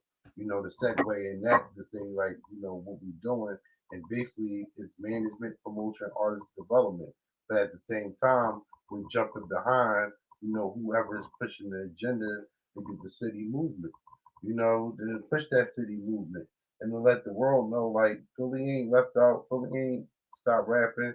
It's not all volunteer. It's a lot of positive things here, and definitely with the music scene. Great positive things going on with the music scene. Shout out to the Battle Academy, for putting on all these battles with Ness, Kaboom, Frank with the Grippers going, News, Prezi, all those guys. Shout out to my guy Stead, shout out Kev for, bringing that positive vibe, bring that battle vibe, that spirit back. Shout out to Mert, for bringing that spirit back, to the city to give something positive and optimistic for brothers to look at instead of this, BS. So that's Bill. That's what we doing over here, y'all guys. Hit me up on the gram. You can see everything I'm doing, either from the music side or the political side. I dabble. I do both. And the whole goal is we're trying to merge those things together. So the hip hop world can have a voice in the political world can have a voice in the hip hop world. Can make a compromise, and then we can elevate ourselves to the next level. That's all it's about, y'all. Still ENT. Everybody follow Rosewood. Follow Rosewood right now, you guys. I have it pinned up. I got it pinned up right now. So everybody follow Rosewood for a follow back if you want to get in touch with him on a more frequent basis. James Brown says, blessing to you and yours, Rosewood. Assalamu alaikum, James. Assalamu alaikum, bro. All right, just because this question's a little bit quicker, let's go. Run Game says, actually, no, we're going to ask that after. Everybody in the chat, I want to know, what do you think? Oskino, O'Milio. We're going to answer it after. We have another question first, Rosewood. Prophecy says, Mikey T. Rosewood, do you agree New York gets a lot of shine? New York gets a lot of shine, but Jersey and Philly got just as much or even more talents, especially Philly. Why Philly and Jersey can't get the same attention? Honestly, man, am I wrong? But I don't think Jersey has as many notable artists as Philly. Yeah, I would say that. I was going to say like Jersey has a lot of talent, but they don't have really had a spotlight, you know. And Philly has a little bit more spotlight than Jersey. It's just because we rap, that's what we do. You know, Okay. that's what we 24/7. The And mailman can spit bars to you. You would never know. A homeless man will spit bars to you. Like that's how it is in Philly. So Philly, the thing is, with New York, they have a lot of outlets. I mean, you can walk down the street, you can go downtown to a label or everything. Everything's there. Here in Philly, you don't have none of that. That's why with Siegel and Gilly and them, he had to go up to New York. They had to go to other places. But the reason why people came to Philly because they seen the talent that was coming out of Philly that's going through these little places, little towns doing anything, checking them out. Now they want to come to Philly and see what else is here. yep. So that's really the reason. We use what we got, and then we benefit off that. And honestly, looking at it, New York was the first to be like big, and then Philly has started following suit, having so many different talents, having considerable outlets. You know what I'm saying? Now Philly has the biggest, arguably the biggest media outlet with $1 million worth of game. But now it's like Jersey has an opportunity to follow suit from there to start becoming another mecca in itself. I've always said to myself, I want to find more Jersey artists to interact with and more Jersey artists to actually work with. So yeah, major salute to New Jersey. I Got a think couple. We got a couple. Nothing to cut you off, like you see. We got a couple Jersey acts on the Strictly Spill show. oh, There's a that's couple. what's up. There's a couple guys from Pennsauken that's hot. They got some bangers, yo. That's what I said. It's like these guys that come to the rap showcases, to show off their talent, and I be peeping them. And there's a lot of Jersey dudes that they really got a chance to get a spotlight on them. That's the thing. Yeah, salute Sue Surf, salute Albie Al. Run Game says, this is a question I'm opening up to everybody in the chat as well. I want to know, what does everyone think? I want to know, Oskino or Emilio, Rosewood. What's your take? You know. Oskino, simply. Yep. All right. I guess I'll go right with you, Oskino. Yeah, that's In the not chat. even really a question right there, my J. Mikey T, you ever been to the gallery in Philly? I'm not too sure what the gallery is to remember if I've been there. How would I remember if I've been to the gallery, Rosewood? Right downtown on 8th and Market. And what's there? Is it that spot where like it's got like the food market indoor and shit? That's the Rayon Terminal, and it's right next to the Rayon Terminal. The gallery is like a big indoor. It's an indoor mall, but you go in through the street or you go in through the basement level. Okay. I may or may have not been there. I don't really. I got a hard time. Huh? Remember the gallery, and then at the time, I think when you coming down, they were doing renovations in the gallery, whatever. Now it's not even called the gallery no more. It's called the Philadelphia Shopping District. Okay.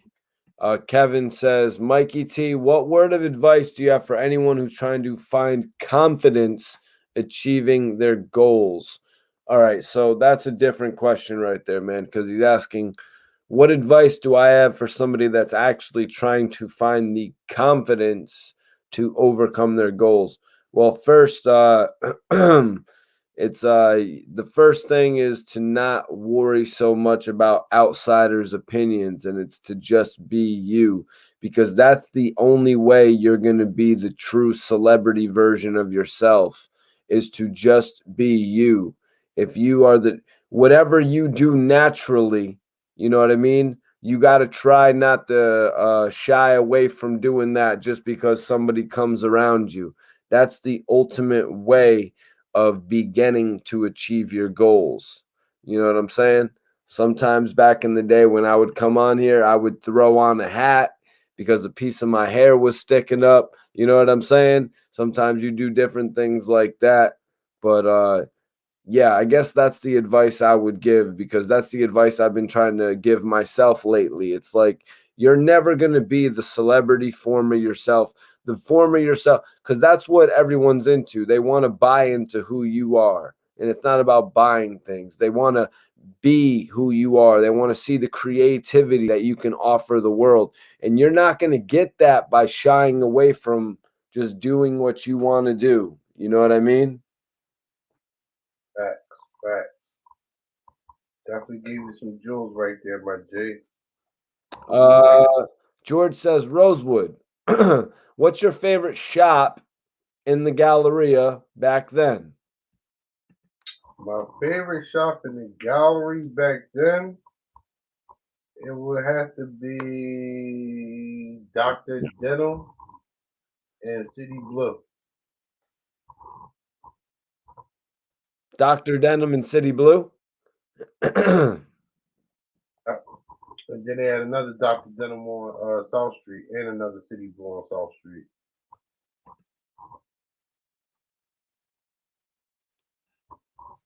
Fetty Wap, I like the song called I Want You to Be Mine Again. I like Fetty Wap and P&B Rock, John. That's my John. That's my jam right there.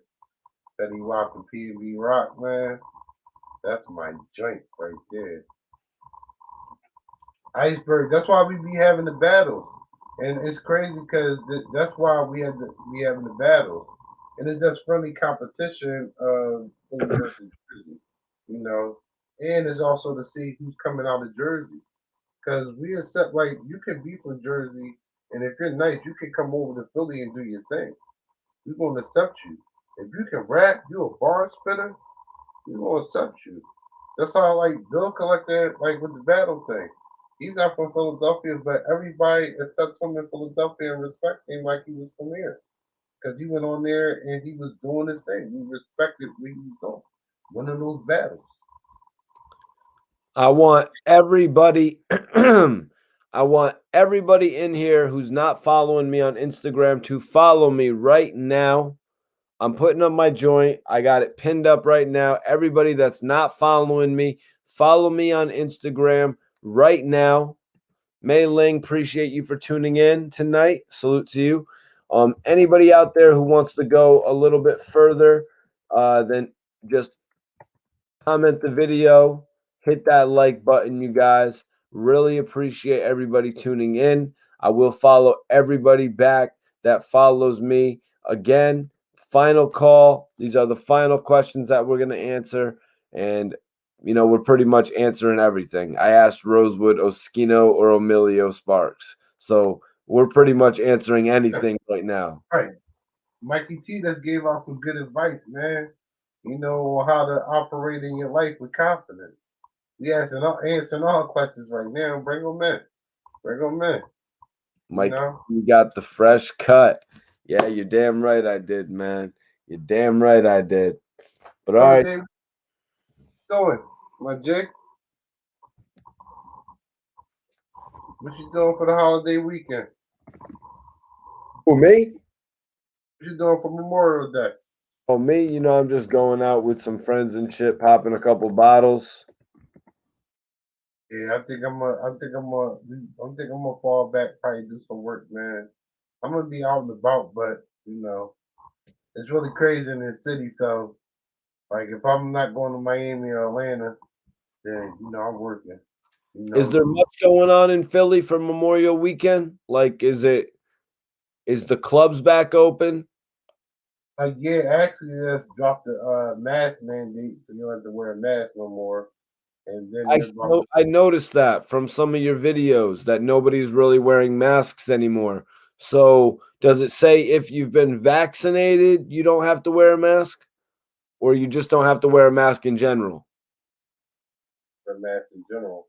Right now it's for just out. Right now, yeah, right now, first it was just for outside. Now they did it for the indoors, and now they're about to open everything up.